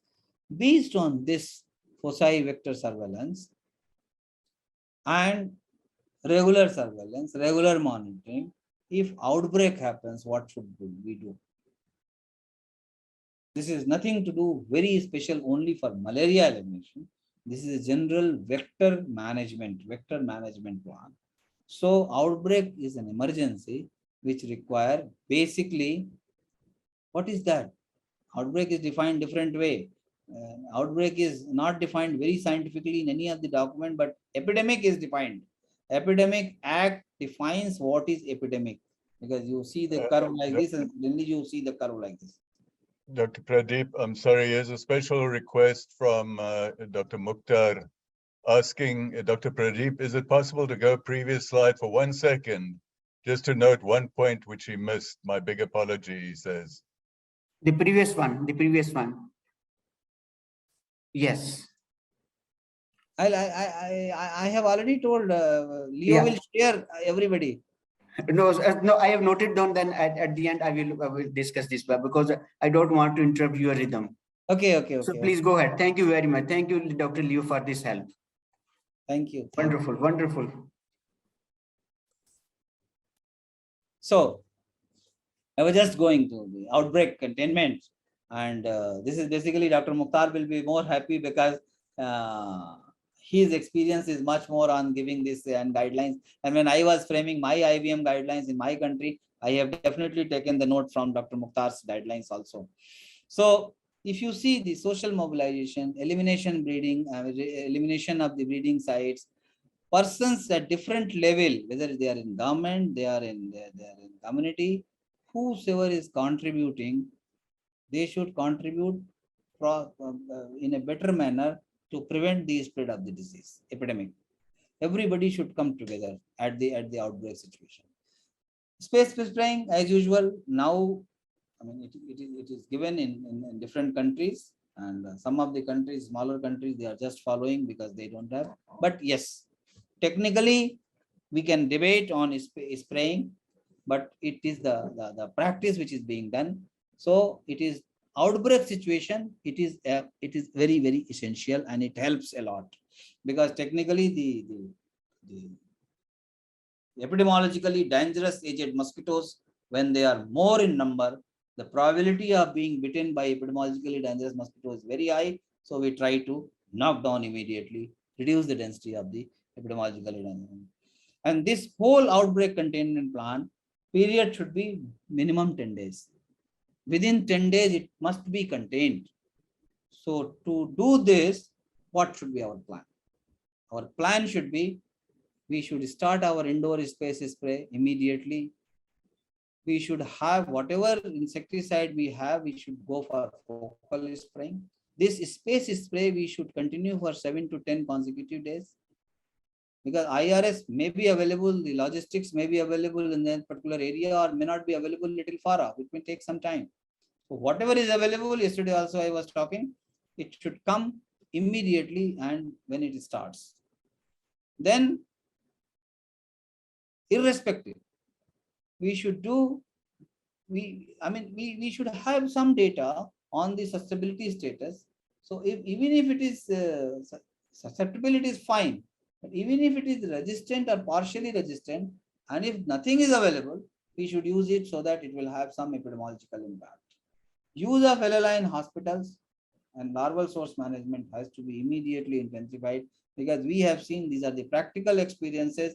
You do all these 4 components, start simultaneously. Maybe IRS may take little 1 week later or 4 or 5 days later, but fogging, larval, and then doing the hospital protection contain the outbreak, whether it is a malaria, whether it is a dengue, whether it is a chikungunya, any outbreak.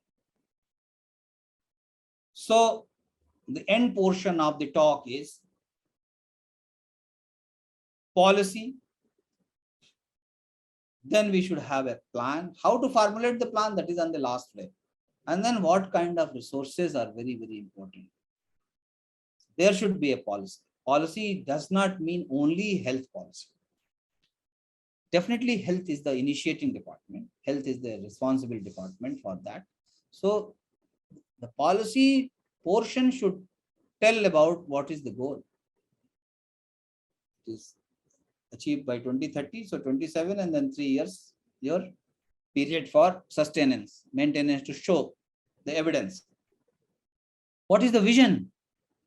If you take the whole country, malaria-free country. Then what are the commitments? Whether political commitment is there? Yes, it is there. It should be there. It should be evidence. It should be shown in the document. Administrative commitment, yes, for the trend of administrative sanctions, procedures, commitments, meetings, the national committee, the subnational committee, the provincial committees, those things are showing the commitments. Then regulatory mechanism, the legal mechanism, notification starts with the notification, case reporting. If you fail to do this, or accept the services or create the mosquitogenic condition, these are all the regulatory mechanisms which will come, which will help governance issue. Then there are different countries, there are different policies. So major is agriculture policy because most of the places the insecticide manufacture, import, export, sale, permission is governed by the agriculture department. So agriculture policy is very, very important because there is a lot of maximum insecticide is used on agriculture, and basic difference is in agriculture you need more potent, more toxic insecticide with a stronger dose so that you want to save the crop immediately before the fruits are taken out.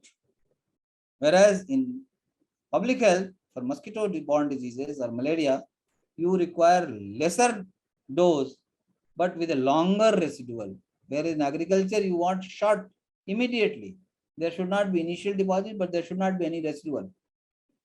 But here it should be longer residual efficacy with a smaller dose. This is the basic technical difference in that.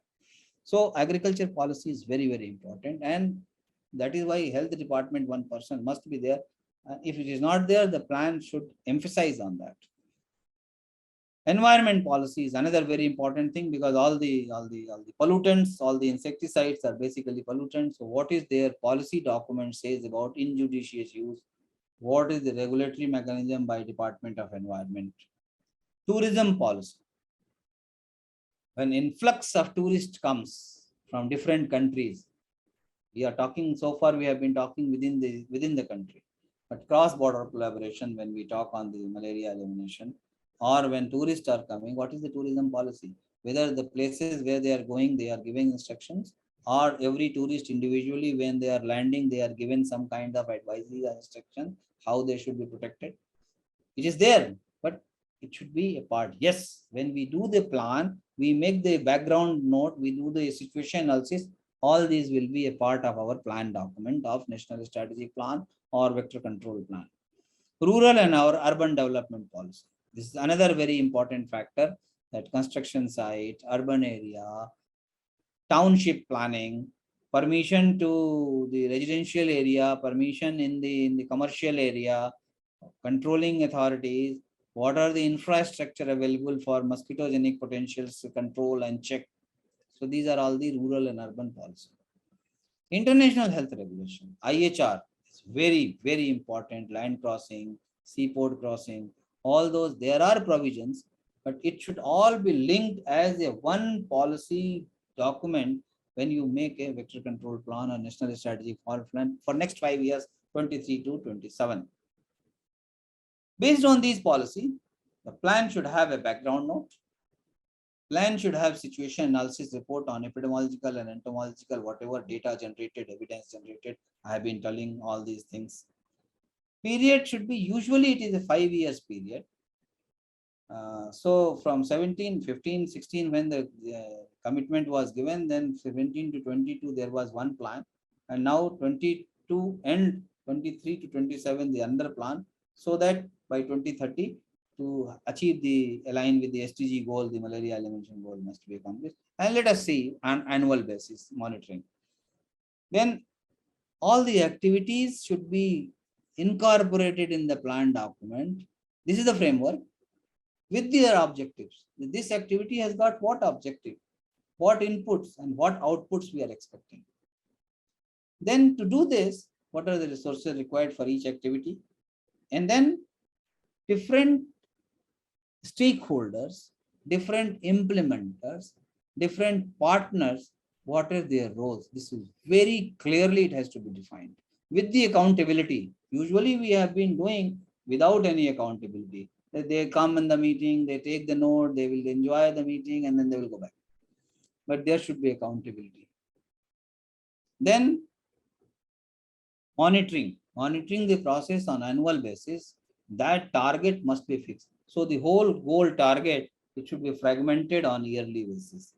So that whether we have achieved this, whether we have achieved this. Yesterday also when I was showing one global goal, when commitment was given by 2030, so it was given first 5 years, second 5 years and last 5 years.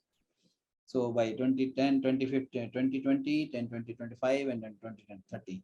So similarly, that was 5 years target. Here in the country plan, vector control plan, we should have a yearly planning so that we get, because the budget is also, financial resource allocation is also done on yearly basis. Now, the last one is resource allocation. Resource allocation should very clearly indicate what is the basis. What are the norms for this particular activity? We will be talking detail on the last day. So resource allocation must be able to tell what is the norms. And then what is the basis? Why, how you are justifying this? If you do not do all these things, then what are the risks involved in that? So what is the risk factor? And not accomplishing or not aligning or not adhering to all these 3-4 important components of the plan document, the strategy suggested, different people's involvement, different commitments at different level, we are going to land up in this, and malaria elimination will be only a dream. Very clearly it should come like that. Then precisely what are the resources required? If you talk of human resource to implement this, human resource technically required. So what is the technical requirement of human resource? What should be the norms? Like for example, I tell you that one sub-center, health sub-center at the comprising, catering the services to 3-4 villages, it should have one male worker and one female worker. Minimum 2 public health workers, male and female health workers. One is devoting more time on RCH services, family planning, and another was giving more times on the communicable diseases. If they are not male and female, there should be some adjustment that there should be 2 female or one additional. But this is the basic norm for this country, our country.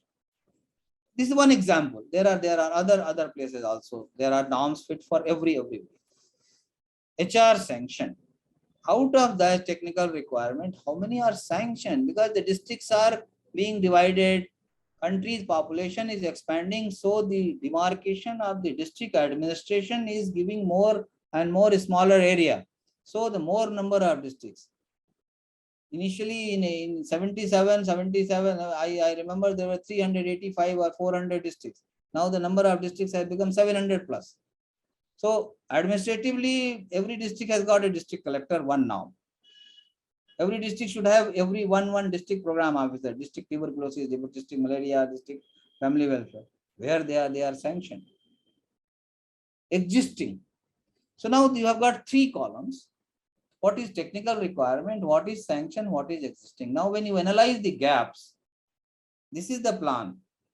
You justify one gap is against the sanction with the existing, and another gap is sanction existing versus technical. So there are 2 gaps. So short-term action point will be to fill immediately against the sanction, and long-term will be try to increase the number of positions so that in between there is an ad hoc arrangement. You can have some consultants on contractual basis so that you match the requirement, so that your this first year, second year, third year plan does not suffer. Your activity plan does not suffer. Then those people has to be, their skill has to be developed. Technical material has to be made available. This is very, very important. And in yesterday when I was showing that 37% achievement out of 95% and 60%, you know, most of the time we give the training, but we don't give the training material, technical materials. We just share the PowerPoint presentation. Whatever I am speaking, that is not there in my PowerPoint presentation. So technical material should be given at least at the grassroots level workers, so that they have one page SOP. Okay, we are going to the village, what I should do? 10 points, 10 commandment like. So 10 points, 12 points. Point should be given on the as a technical material. Financial implication is another important thing.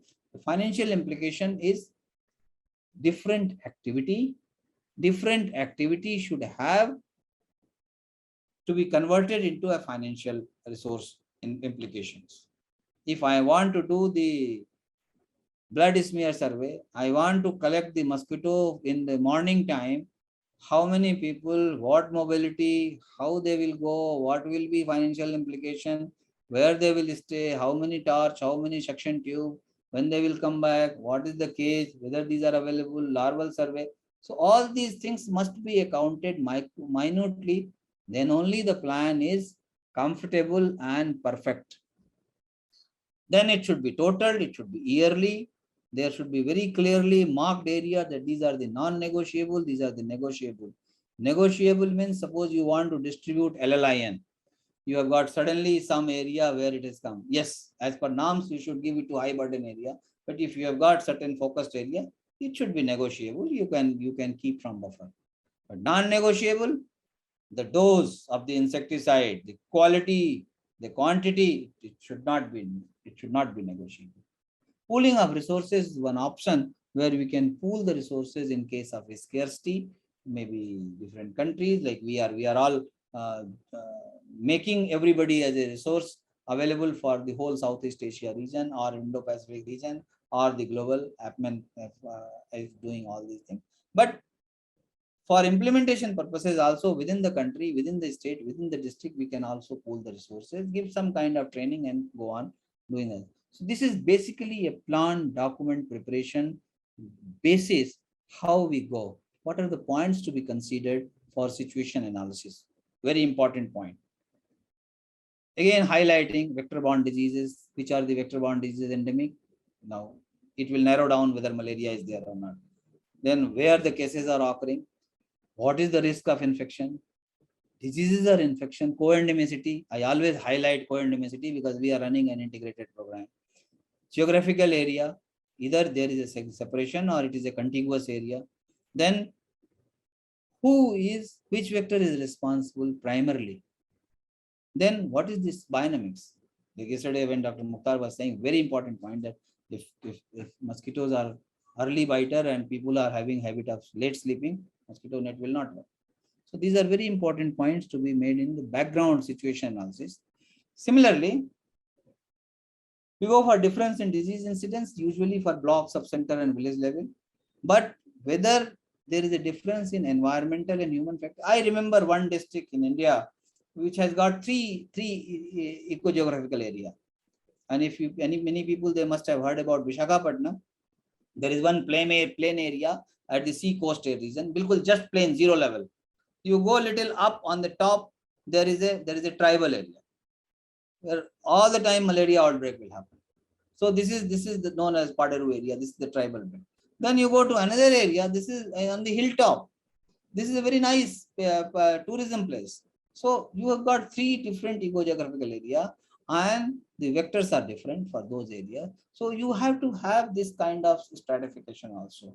Then technical availability, managerial advocacy, if whether there is a adequate or inadequate supply, human resources are there or not, capacity is optimal or suboptimal, is there any implementation failure, so that you can have a plan, human behavior, whether it is a public, private, capable, not capable, they are able to visit, their behavior.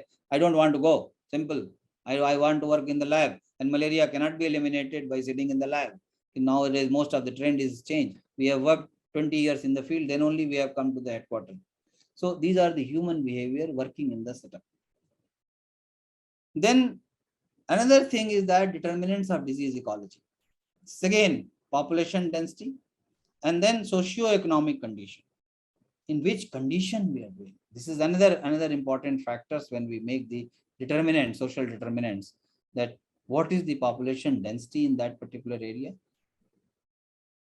Probability increases, socio-economic condition, low socio-economic, poor or rich, or they are able to afford themselves, save themselves, or they have got accessibility to the hospitals for curative treatment, or they are fully dependent on the public system.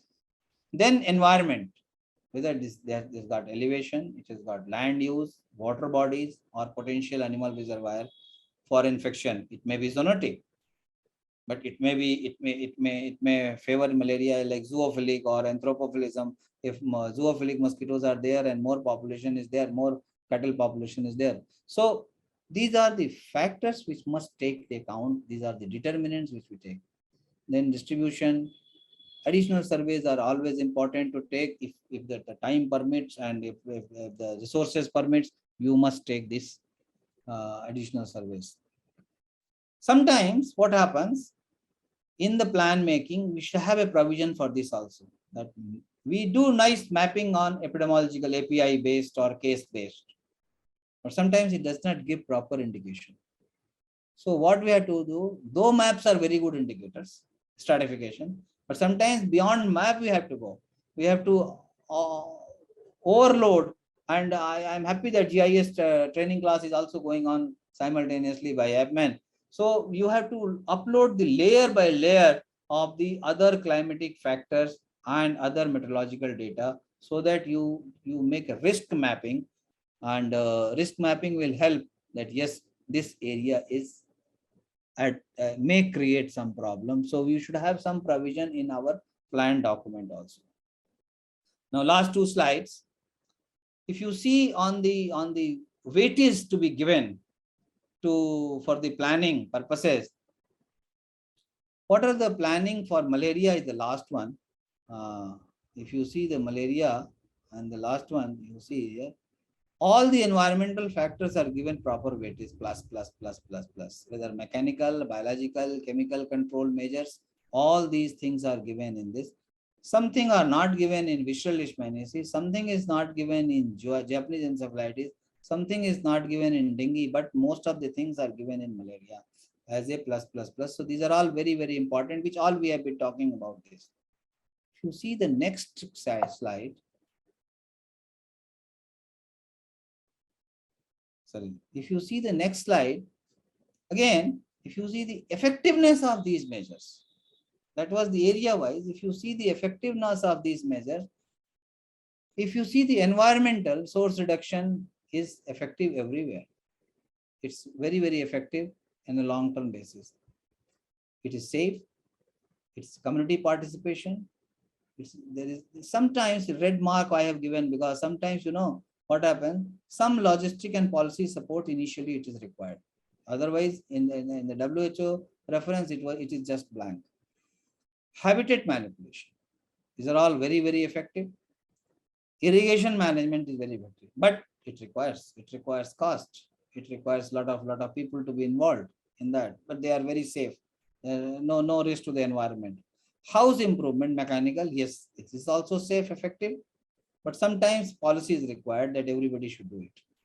Now, if you go to the biological, there have been many things on the literature, natural enemy, then we use mainly biological larvicide, we depend on that. Biological larvicide is also effective to some extent, not for all, but in all situations, but safety is good. It is very, very safe. Then risk of resistance is not there so far, thank God. And then affordability, yes, it is with the same cost, roughly little bit minor variations. Chemical larvicide, chemical compounds, LLI and ATN, very, very effective, double plus. IRS, double plus. Insecticidal treatment habitats, that is chemical larvicides. This is also very, very effective. But safety, yes, it undulates, plus minus. If we injudicious use, we have to be a little more hazardous. Risk of resistance is to be notified. It is always there. Community participation, sometimes it helps in LLIN, but sometimes it does not help here. We are not seeing all these things. So these are basically two last slides. They give justification to our whole support vector control group. Yes, what we are doing, we are putting in our document, it is actually justified. Yesterday, one paper was requested for success story. I'll end with that paper. I have just given a link in Odisha success story, Dr. Pradhan's paper, comprehensive case management program in Odisha. And the third or fourth page, there is a very good example of LLIN distribution under that project. So I requested Dr. Leo to share with this paper with all other people who are interested to see this paper on the LLIN success story. Thank you for today. Thank you very much.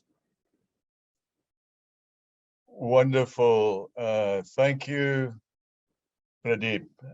Once again, a true masterclass, just reflecting decades of experience and knowledge and wisdom and understanding of ecology and all the various other factors involved, sociology, everything. So for those insights, I think we've all enjoyed the presentation. We've all picked up lots of useful information that's new to us. So thank you for that, Pradeep. I just want to remind, there were some questions again from some of the participants asking if the presentations can be made available. I'm assuming that they weren't present yesterday. So just to confirm that all the presentations for each of the days will be made available on the Aurene website. Once we've got all the presentations from Dr. Pradeep, we'll upload them onto the Aurene website. and we'll send out notification where exactly people can access these presentations, so you can share them or re-look at them or whatever. So Pradeep, sincere thank you for all those wonderful lessons and insights and experience that you shared with us. Truly excellent presentation yet again. Thank you for that. So some questions. Whoopsie.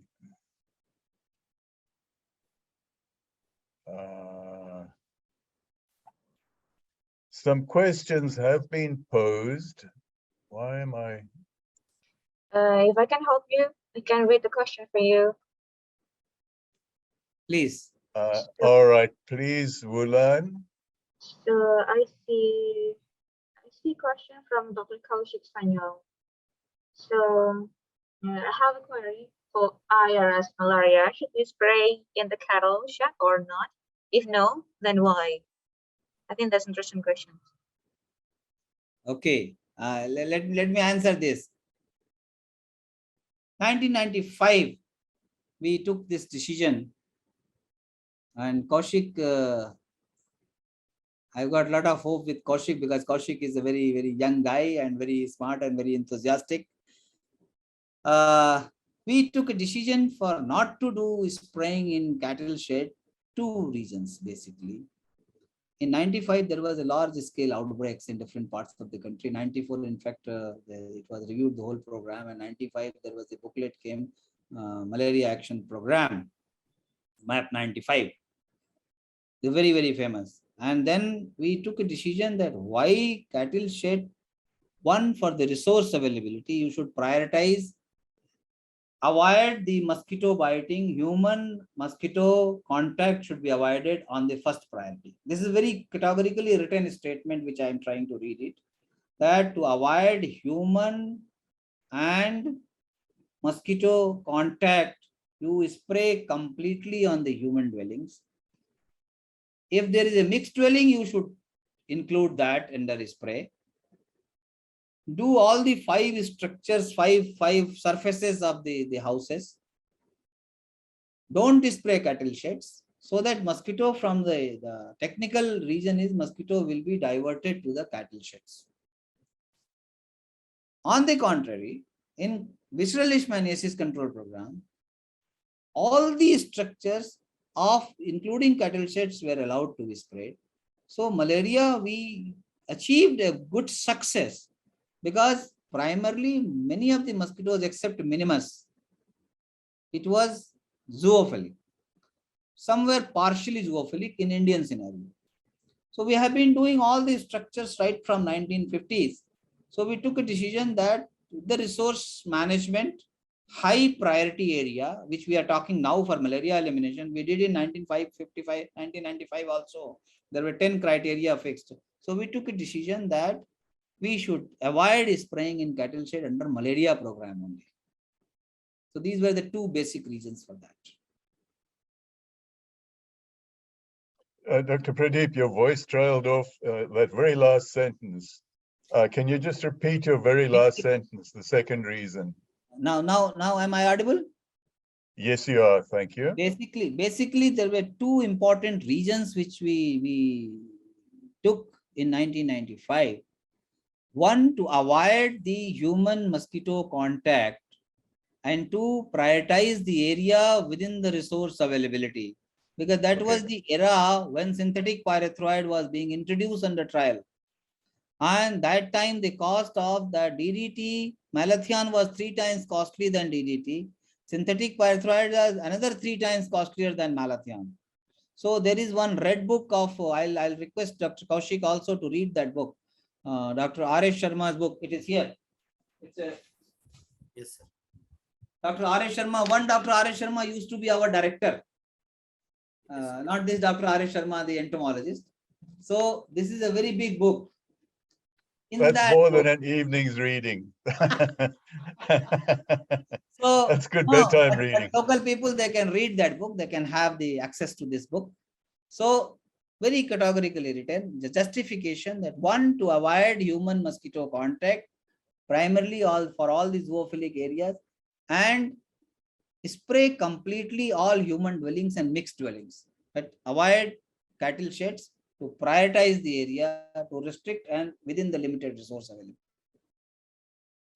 Thank you, Pradeep. There's a question here.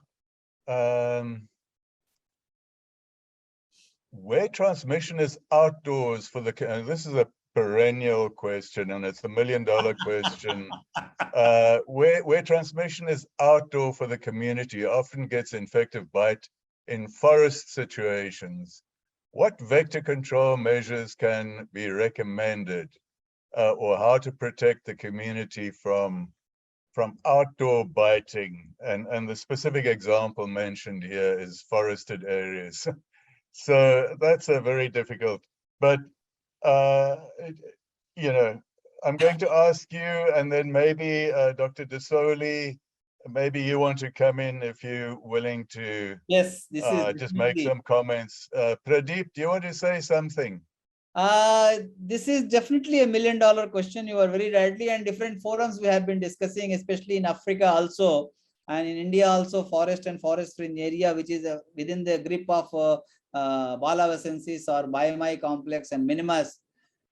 This is very, very difficult situation where the people, they go for forest or the zoom cultivation in northeastern area. They try to stay there. They are being bitten by the outdoor mosquitoes. Our entire planning has been on the indoor rester mosquitoes. They cannot go on hanging this.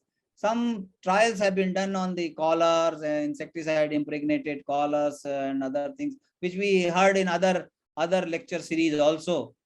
But whether these are allowed in the program and approved by the WHO so far, no. So it is definitely a very, very difficult situation. Only thing that wearing the cloths, because insecticide impregnated cloths has not been approved by WHO. Correct. Thank you, Pradeep. So yeah, I mean, people are looking more and more at transfluthrin impregnated products and space repellents, and but like you say, it doesn't have endorsement, WHO endorsement. The results haven't been completely convincing, so it's all still in the trial phase, with no clear, strong recommendations or findings.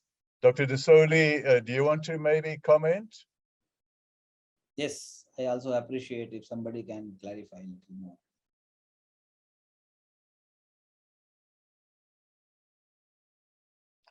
Is there anybody that would like to say anything on this outdoor biting? When there are current trials going on about attractive targeted sugar baits and various new tools that are under trial. Yes, but there's nothing. Now. Say again, Pradeep. Dr. Soli has come now. She has raised hand.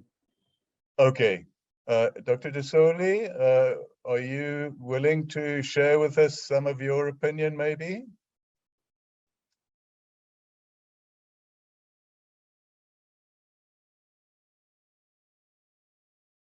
You may be on mute. If you are able to respond, please raise your hand in a minute or so. But in the meantime, I'm going to ask Dr. Mukhtar, you have your hand raised. Do you want to say something, Dr. Mukhtar? Yeah, thank you very much. Thank you, Dr. Pradeep, for wonderful again. Again, we always appreciate your talk because we are learning a lot, honestly speaking. Before going to my few, one or two questions, I just want to first share our experience from Pakistan regarding the spray of the animal shed. Dr. Pradeep, Indo-Pak subcontinent in a rural community, the farmer normally has two types of the animal shed where they keep the animals at night within their home. So within their home, they have a small animal shed. So, and what we have in our experience that our primary vector as well as secondary, both anopheles Stephen side particularly and Achilles generally, rest in these animal shed, particularly Stephen side. This is very well documented from our that Stephen side is a rest inside the animal shed and followed by the Anopheles subpictus, which is a huge population in Pakistan. So keeping in view this sort of the finding from this Indo-Pak, particularly from Pakistan, we recommend those animal sheds which are inside the household of the farmer, because sometimes the farmer has a big animal shed far away from their residence, where they keep animals during daytimes and things like when they have a huge many number of animals. So this is my comments from our side, and this just is sharing of experience, and who maybe it's helpful for other participants which are from different part of the world. So thank you very much for this wonderful day. And second point is that maybe tomorrow we will talk about this, the combination of intervention. That's why I asked you to go back to slide, because there are slide 1 point, the combination of intervention, keeping in view the economy of the scale of the intervention, because sometimes the people without any considering the much technical knowledge, they use the IRS, and then they also promote the use of the bed net, while both are the parathyroid based. So these are my main question from your great knowledge, that the scale back of intervention, sometimes we are, without considering the decline of the cases, we move to other area for Bernard distribution for IRS. So that is the scale back. So I just want to learn from your experience that what are the key factors for scale back of intervention from one area and then move to other area. Definitely is a very big challenge, keeping you the limited resources in the country. So this is my question. If Dr. Liu allow me, that I can proceed to next question, then Dr. Pradeep can answer in one go. Please. Okay. Please. Yeah. Please go ahead. Yeah. So the second is also very important, that we are not talking about the second generation of the bed net or the insecticide, which yesterday I did the talk, because we are talking about the traditional bed net which have with the parathyroid, because second generation bed net are the non-parathyroid, and the combination of the parathyroid as well non-parathyroid. So please give your wisdom on the use of the second generation insecticide bed net, and then the scale back of intervention. And then I have given my experience of the use of the insecticide IRS for the animal shed. If you have further comments, I will be very thankful for this knowledge sharing. Thank you very much. Thank you, Dr. Mukhtar. Thank you so much. Pradeep, Very how good. do you respond? Very good, very good. Leo, I'm enjoying such discussions. Very nice. We're all enjoying it. We're all Thank enjoying you. it. First question is that I have already answered in your first question that animal shed and where the people are, animal sheds are there. I use the term mixed dwellings. So we have allowed mixed dwellings, human dwellings to be sprayed, to be covered under IRS, but not exclusive cattle shed which are little away. So that solves the problem. The policy remains the same, that wherever human beings, either alone or with the cattle population, it is to be spread. But only thing, quality and coverage has to be not partial. Second question is shifting the LLIMs. We have targeted our high burden areas. We stratified. I have not shown that because that was not part of this plan. Show our own countries NSP. But we have divided the entire country into 3 different zones: high, meso, and low endemic area.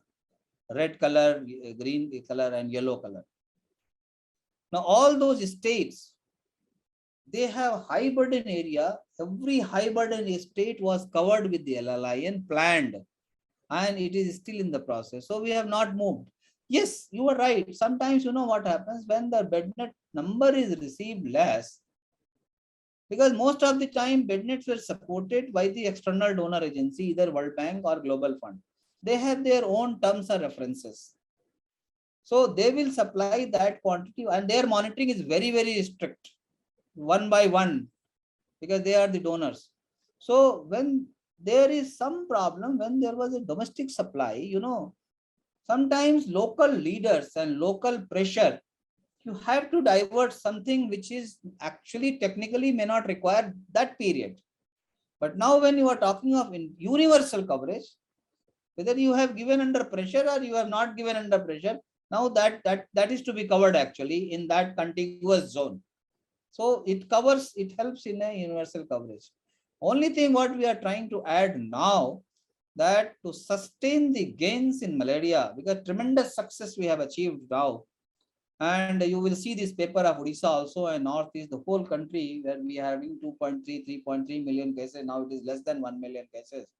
So the success achieved should be sustained. So the next round of LLIN, wherever it was given, it must be given. So that next 3 years, we are with this, safe for this. So there is no deviation of that area. And slowly, because LLIN was upscaled, so definitely new area we are added. But now we have reached to that saturation level. That is number one. Last question which you asked, Dr. Mukhtar, is about the next generation LLIN or next generation insecticide. There are many things which are coming. You know, every country has got its own regulatory mechanism. Like we have got also our own regulatory mechanism. You must also having some regulatory mechanism.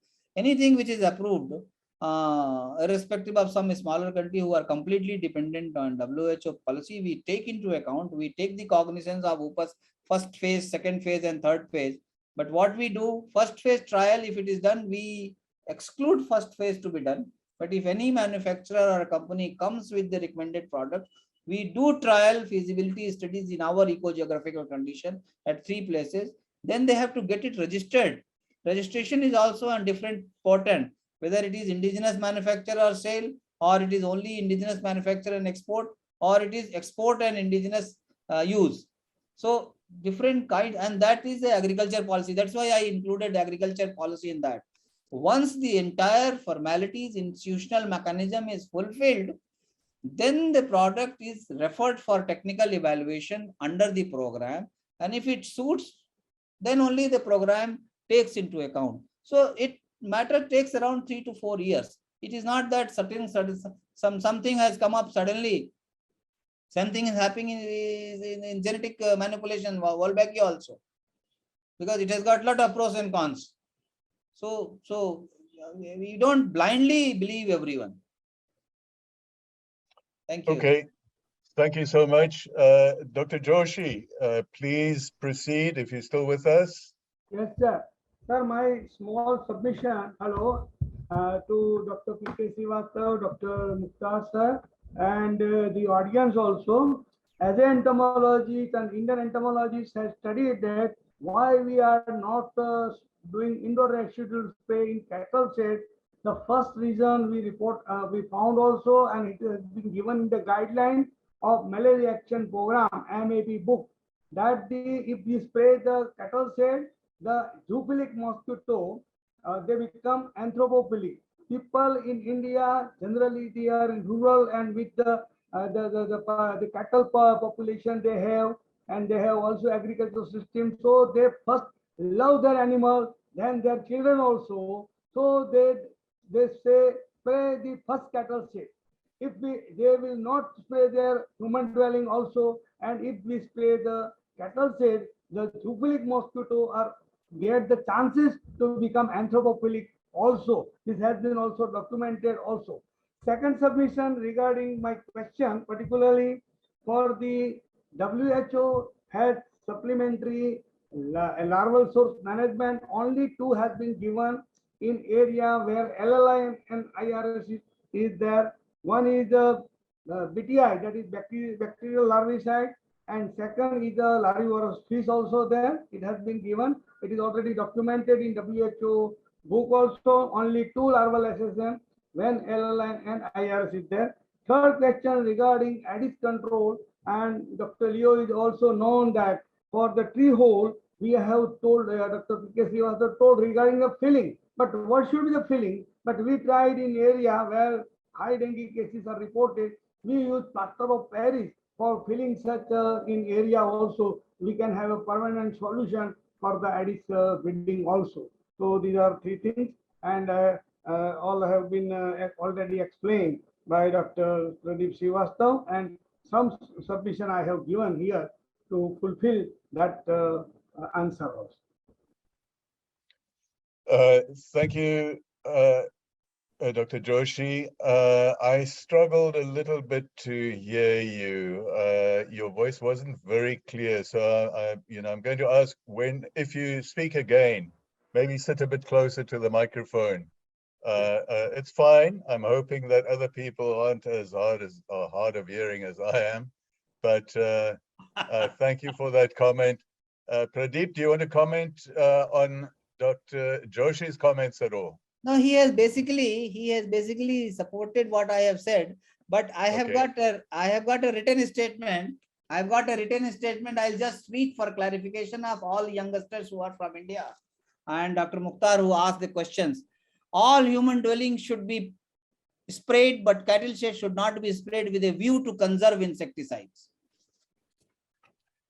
So if I may make a very quick comment on that, correct me if I'm wrong, and I might well be wrong. 1995 represents a very different environmental situation to the current day and age, especially in view of the increasing shift to outdoor biting. And I just have the impression that especially in an elimination context, and where you have residual malaria smoldering in focal pockets, that there's merit in considering treating of cattle either by way of ivermectin, if the funding is available. There are now long-lasting formulations where cattle administered insecticides can kill up to 2 months. It's still not fully WHO endorsed. There's still trials going on all over the world. But the principle of insecticides has been shown to work. And also there was a question from one of the audience members, is treating of cattle, say for example, with topically applied insecticides, is it effective, and presumably should it be recommended? So I just want to ask you, don't you think that perhaps in our current day and age, where there's a significant shift to outdoor biting, and we need to go the extra mile in residual malaria foci, is there not merit in considering? Of course, at the end of the day, it all depends on resources, whether you have the funds available to embrace, IRS in cattle sheds or treating of cattle, etc. as well. But maybe it mustn't be a black and white decision. No, thou shalt never spray cattle sheds. Any comment, Pradeep? We have to go back a little on my 2 days talk and in totality. If you see, the first one was that there is no 1 point magic bullet for all these situations to be handled. Number 1. Number 2, there are certain things in public health program, technically, feasibility, doability, and properly approved, which has got, because there it runs by rule of thumb. Once the program recommends whether it is an ivermectin, whether it is a DEC, whether it is a DDT, whether it is, people have to do that in the rural areas. So that is non-negotiable flexibility, guidance is given. Which area is to be selected? See, 50s when we started, we said that all structures with 5 ceiling and 4 walls, it should be sprayed. 95, the situation was not that bad. So we took a decision that within the limited resources, because the population growth, we took a decision to conserve the resources and divert the mosquitoes, avoid the human mosquito contact. We should restrict on this. Now, if you see in totality, 2 days, whatever we have been talking, when we are trying to eliminate, once it goes to the foci, these are all decisions of the IRS was taken for the regular rounds of spray.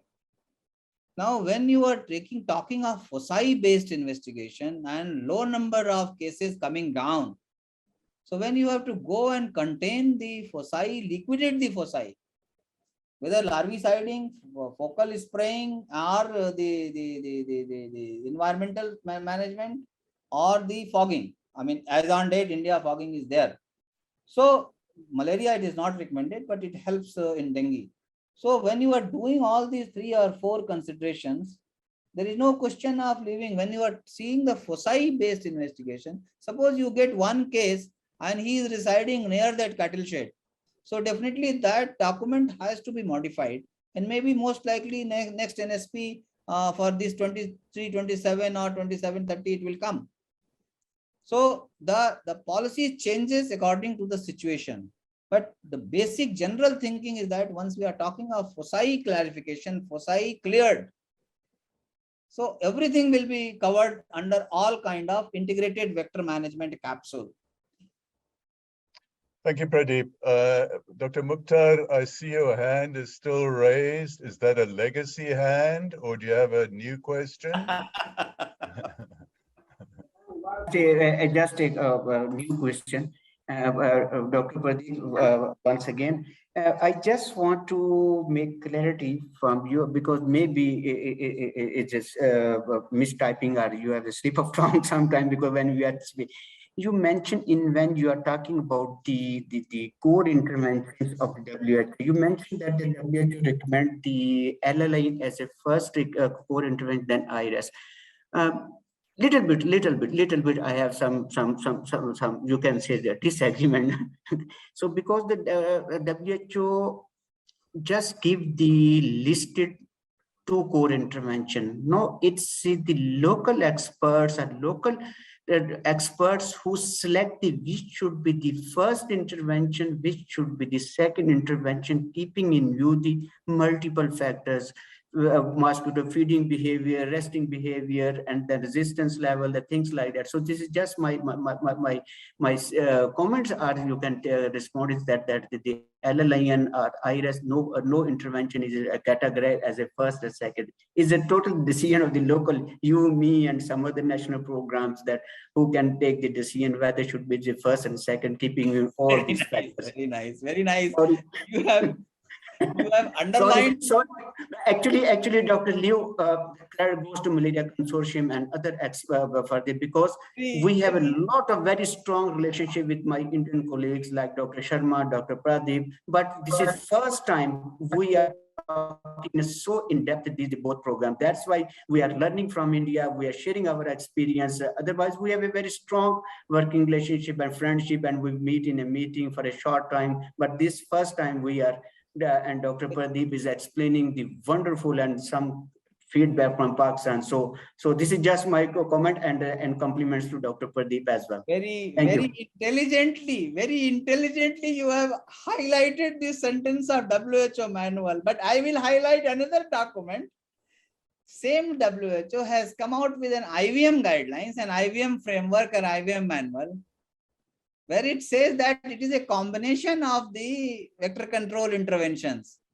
So they have written 2 core. They have written IRS on the second point and LLIN on the first point, because IRS is, many of the countries it is phasing out except India and Africa. India also we have phased out. We have reduced dependence on the IRS a lot. But LLIN is what, whenever universal coverage is obtained, it will remain for 3 years. It is not that every year you are changing the sub-centers or health sub-centers or primary health centers or your spray units. So both the documents you see in totality, integration, integrated vector management, see the combination of drugs, combination of intervention tools, wherever, whatever it fits in, because there is no one capsule that take it and everything will be all right. So and thank you. You have very intelligently highlighted the point. Thank you. All right, thank you. See, here's a question here. This should be fairly easy to answer. Where is it gone now? Do LLINs have impact on human health? I think you can answer that very quickly, Pradeep. Except Yeah. except a little bit irritation at the initial stages?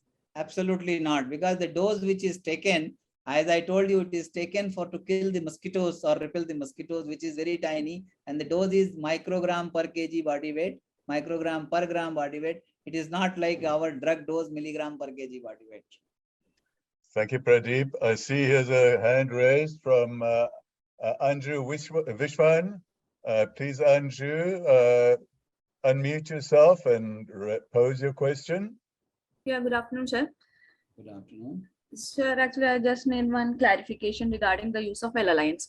Actually, when we go for monitoring, so most of the places we used to, we find out that old L alliance, or they are using the old L alliance and kept intact the new L alliance. Okay, so when we look at that, the expiry date was over. So is it possible, if the L alliance is good in condition, is it possible or advisable to treat again?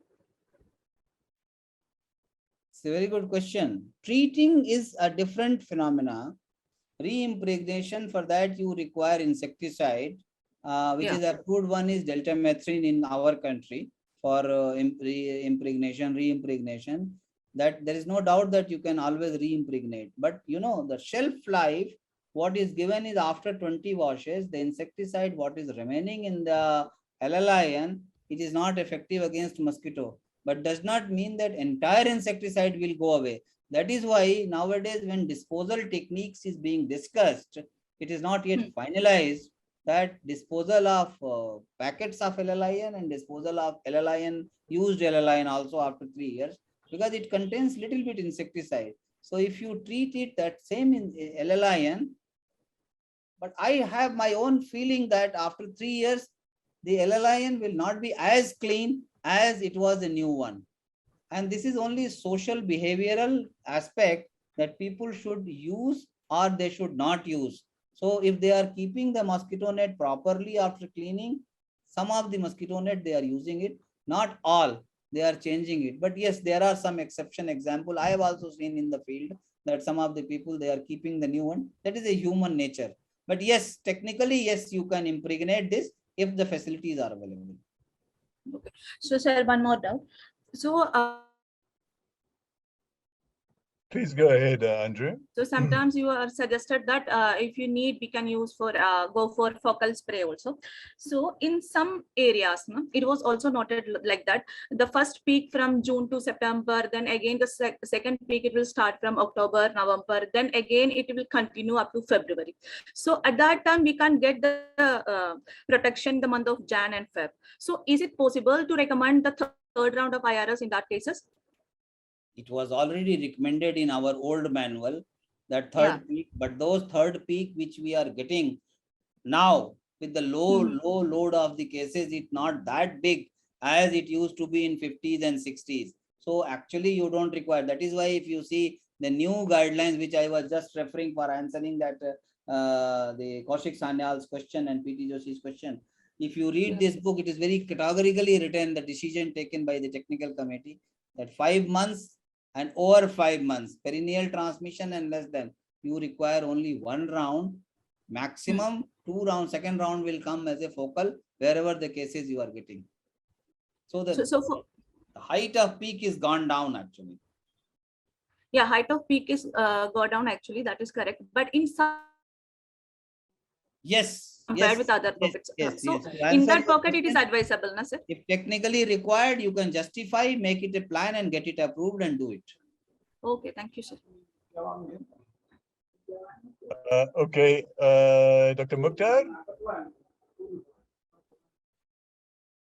Yes, sir, there was a very important question about the effect of LLN on human health. So it's a wonderful question because, you know, I'm also the member of the PHPQ team, and you know that when bed net or any insecticide is evaluated, it evaluated at 3 phases. Phase 1, which is actually the dose determination. Phase 2 is a semi-field trial, and phase 3 is a full field trials.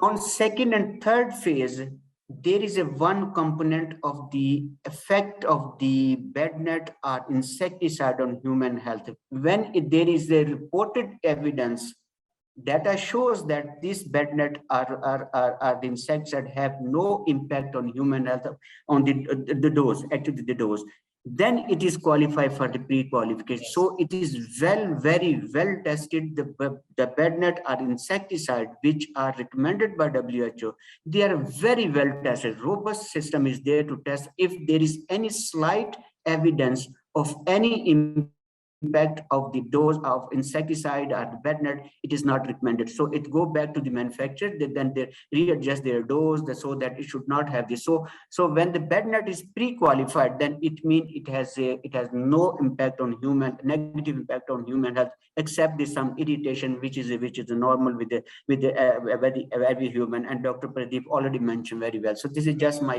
contribution. Thank you. Absolutely. No, I appreciate that. Thank you for pointing that We have out. done. We have Dr. also Mukhtar. done, Dr. Sorry, Leo. can I just comment on your comment, Dr. Mukhtar?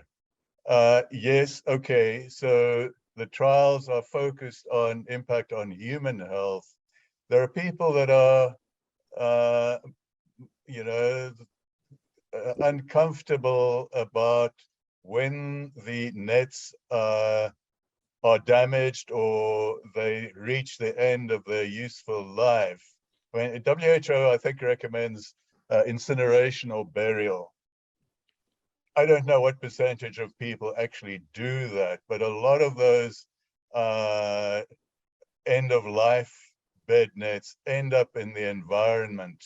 And, if you look at the number of bed nets that are churned out every year, we're talking about billions of bed nets that are reaching the end of life. And even if not all of them end up in the environment, used as chicken coops or used for fishing or whatever, they do hold some potential for non-human targets.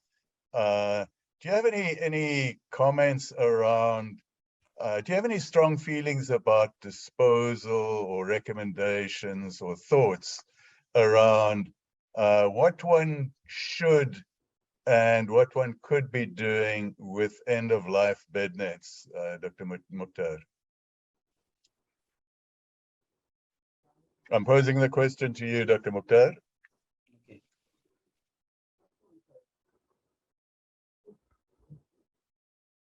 You're muted. You're muted.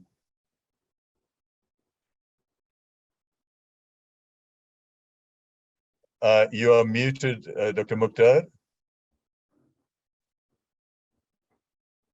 Pradeep, Yes. do you have any comments? You wanted to comment on Dr. Mukhtar? Yes. See, this was a very important subject and deliberated many times in our expert committee and bodies also. Expert consultation, even including the WHO people, incineration is an approved technology, and incineration with the improved health infrastructure, most of the districts they do have. But the basic issue came up that once the insecticide is not there, lost its efficacy completely, the bed net, it becomes almost plain bed nets. So to collect those by the health authority, because people will say, this is not my responsibility, you go and collect. Now, so much huge quantity of aniline which was distributed across the individual houses. Now again to spend and collect that amount, and which slowly, even if some amount of insecticide is left, because this is not a persistent organic pollutant, this is basically synthetic pyrethroid. So the technical decision was that since this is not harmful, let them use for some more time and it will work as a personal protective normal bed nets. As simple as that. Yes, for the packing material, it has to be Yes, collected. very right, Doctor. Yeah. Personal, the packing materials to be collected and to be brought to the incineration plant in the district headquarters and to be incinerated. So there was some point of time, there was a guidelines given that you should remove the wrapper so that you don't want to collect and give it to them. But again, the irritation effect came. So if they are using the new nets taking on the head load, then they have some kind of irritation. So again, it was thought that way. But yes, All now right. they are thinking, the manufacturers are thinking, because I am in touch with those people. Yeah. They are thinking to make some kind of sachets, which is not a basic plastic containers, so that it can be washed, or it can be buried, or it can be auto dissolving, something like that. So let us hope for Okay. the best, something So comes. Dr. Liu, can you hear me? I just want to Now I second can the, hear you. Now we Yeah. can hear you. Thank you, Dr. Dr. Pradeep Mukhtar. very well explained that, you know, that the incineration are, because definitely WHO always recommend, even national program in light of WHO recommend that when the bed net is physically there with no major damage, then you can use even after 3 years, 20 wash as a physical barrier, because there are some insecticide is there which can at least can protect you from the mosquito bite. So WHO or even national program can never say that if it is has 20 washes and then you should discard, because you know that till today almost 2.37 billion aniline has been distributed over last few of 1 decade, which means that 3.5 billion bed net is there in the on the planet, where they go after 3 years. So, but that's why, to protect the environment, to protect the people from the mosquito bite, the WHO national program, all the agencies recommend that even it is 20 washes, but when physically is bed net is intact, no major damage, then you can continue the use. Regarding the second very important part, Dr. Pradeep mentioned that the packing material. You know that the packing material is one of the, because I'm also core member of the Alliance for Malaria Prevention, and next month I'm going USA for this meeting, Alliance for Malaria Prevention. One of the major challenge identified is the packing, disposal of the packing material, because when you are distributing bed net 40 million, 30 million, 10 million, it's a big challenge to collect the wrapping of individual bed net, to collect at the central point. So to cover this point, there are some guidelines that we are distributing bed net without the individual wrapping, so that to minimize the waste material, because that material also contains some insecticides. And there are some international guidelines by the USAID delivered. They make some guidelines, and so we all the program, Dr. Pradeep and some other people are on the on page that one page that the bed net should be continued even after 3 years when it is physically intact, so that to act as a physical barrier between the vector and the human. And regarding this waste material, Dr. Pradeep already mentioned that the individual wrapping is no doubt is a big challenge. It has become a global challenge, and we as a national program, all the national program around the globe should take at this point very seriously that how we can dispose of these packing material where bed net can be used. And even when it's a totally damaged, then disposal is a big challenge. And there are some guidelines that those bed net which are fully damaged, then they should be disposed of some appropriate way according to the WHO as well as the national guidelines. So over. Yeah, thank you for that. Very clearly explained. Thank you, Dr. Mukhtar. So here's a question here from Adil Shah. And it should be fairly straightforward to answer, Dr. Pradeep. From which point is the shelf life of an LLIN calculated? Is it from the date of manufacture or from the date of distribution? It's date of manufacture. Yeah, thank you. So I'm not sure, Wulan or somebody, can you help me see if I've missed any questions? But anyone still with a question you'd like to ask, feel free to unmute yourself and just ask your question, please.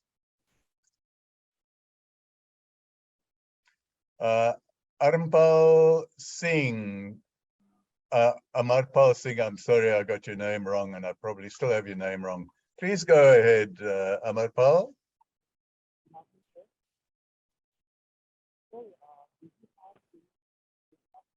I think you're muted. No, we can't hear you.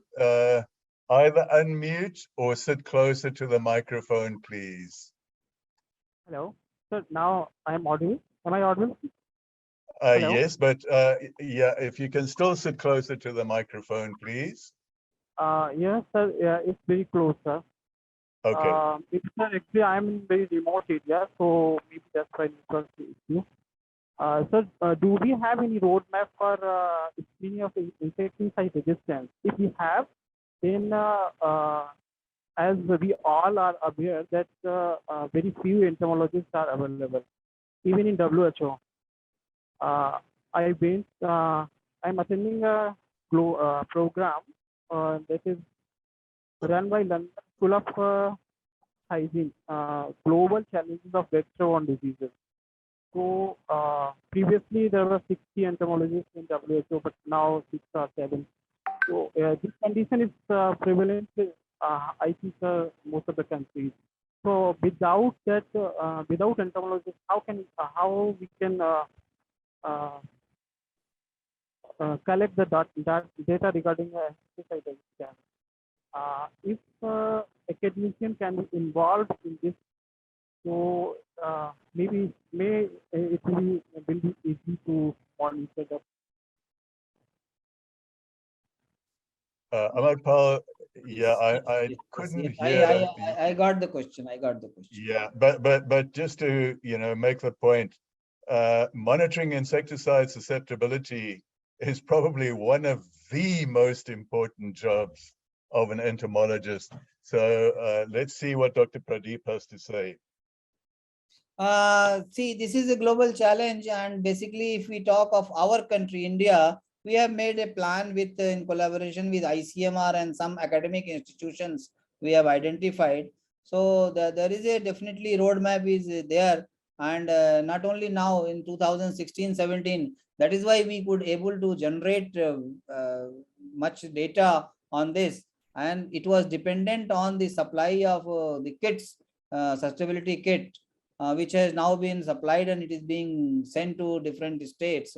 But only thing, academic institutions, all the academic institutions, we do not have the list in the program, so that who are competent, who are not competent, who have the facility, who have not the facility. Since Dr. Amarpal has worked in the program for some time in a National Center for Disease Control, so he is more interested. So such people are being listed, and those people, they can be, there is a plan of pooling of the resources to call for a traveling workshop and take them to the field, generate the data and come back.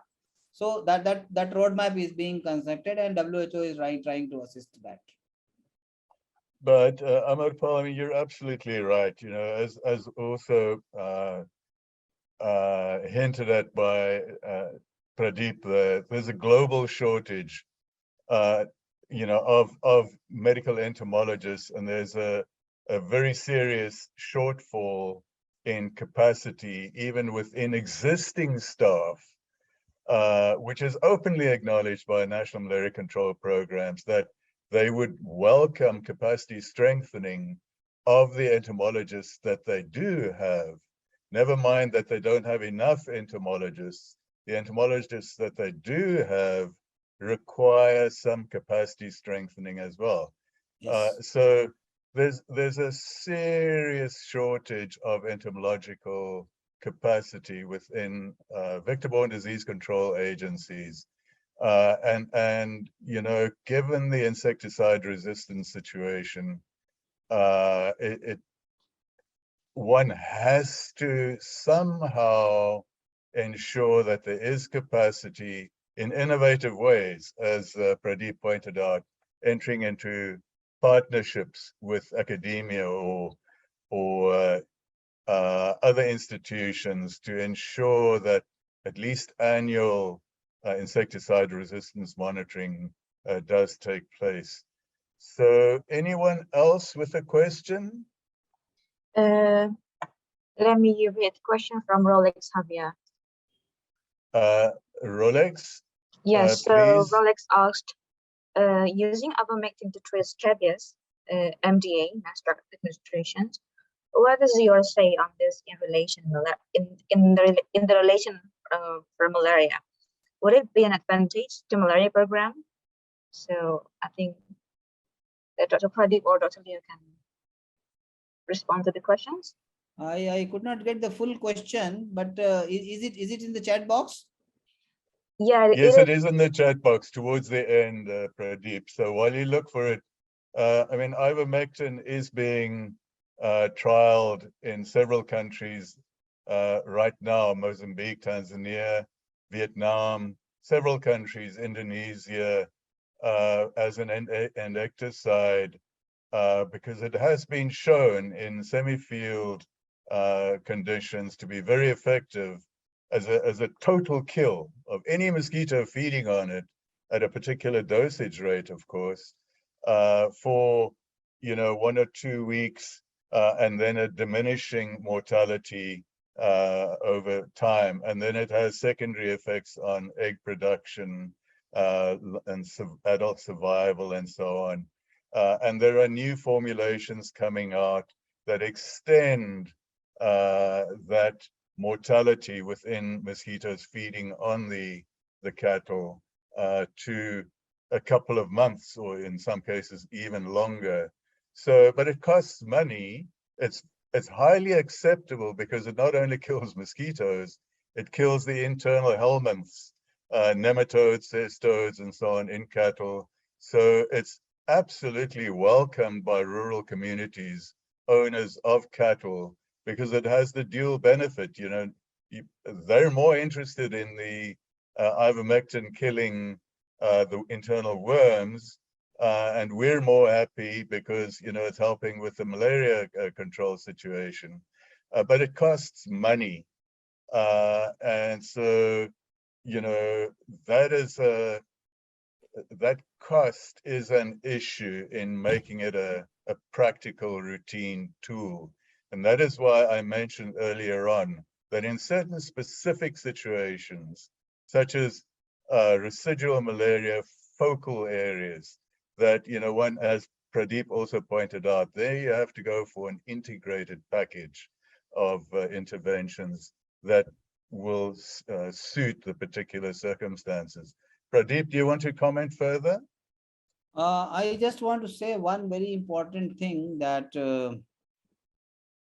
ivermectin, initially it started with the veterinary drug only. It was later taken for Mass Drug Administration in LF control program, where DC was not being given. Now of late, some trial has been done, the effect on the cattle with the ivermectin, and what is the effect of the mosquitoes. But I will again tell, as the program perspective, that in many countries, program has to take the cognizance of all the documents procured, produced, cost effectiveness, feasibility, and recommended by WHO, not only based on 1 or 2 scientific researches and publications. Absolutely correct. And that's why I said, trials are still ongoing, and it will have to be processed by WHO before it's endorsed and supported. But I see your question was specifically about ivermectin being used to treat scabies. So Rolex, I don't know what the dosage rate is there. And one would have to, you can look it up. Just Google. There was a paper, Leo, there was a paper that when they are putting this lotion on the cattle for scabies and the mosquitoes are biting, they are bleeding. But again, that is a scientific research and paper, and 1 or 2 places they study. How do we generate the evidence, and whether it is like for all the product, the first phase, second phase, third phase. So simulated project has to be done, and then multi-country studies has to be done. Yeah, so there are several studies. If you just Google ivermectin for mosquito control, I'm sure that several publications will come up, and some of them will show the particular dosage rates that were applied. I should know because I was co-author on a publication a few months ago for exactly such a study, but I can't remember offhand. I suggest just Google that, Rolex, and then if you have the application data for the scabies treatments, you can just compare the 2 dosage rates to see whether the scabies treatment will have an impact on mosquito control as well. So here's another one from Iapan Velan. is there any alternative vector control method except chemical control, potentially of controlling the malaria vectors?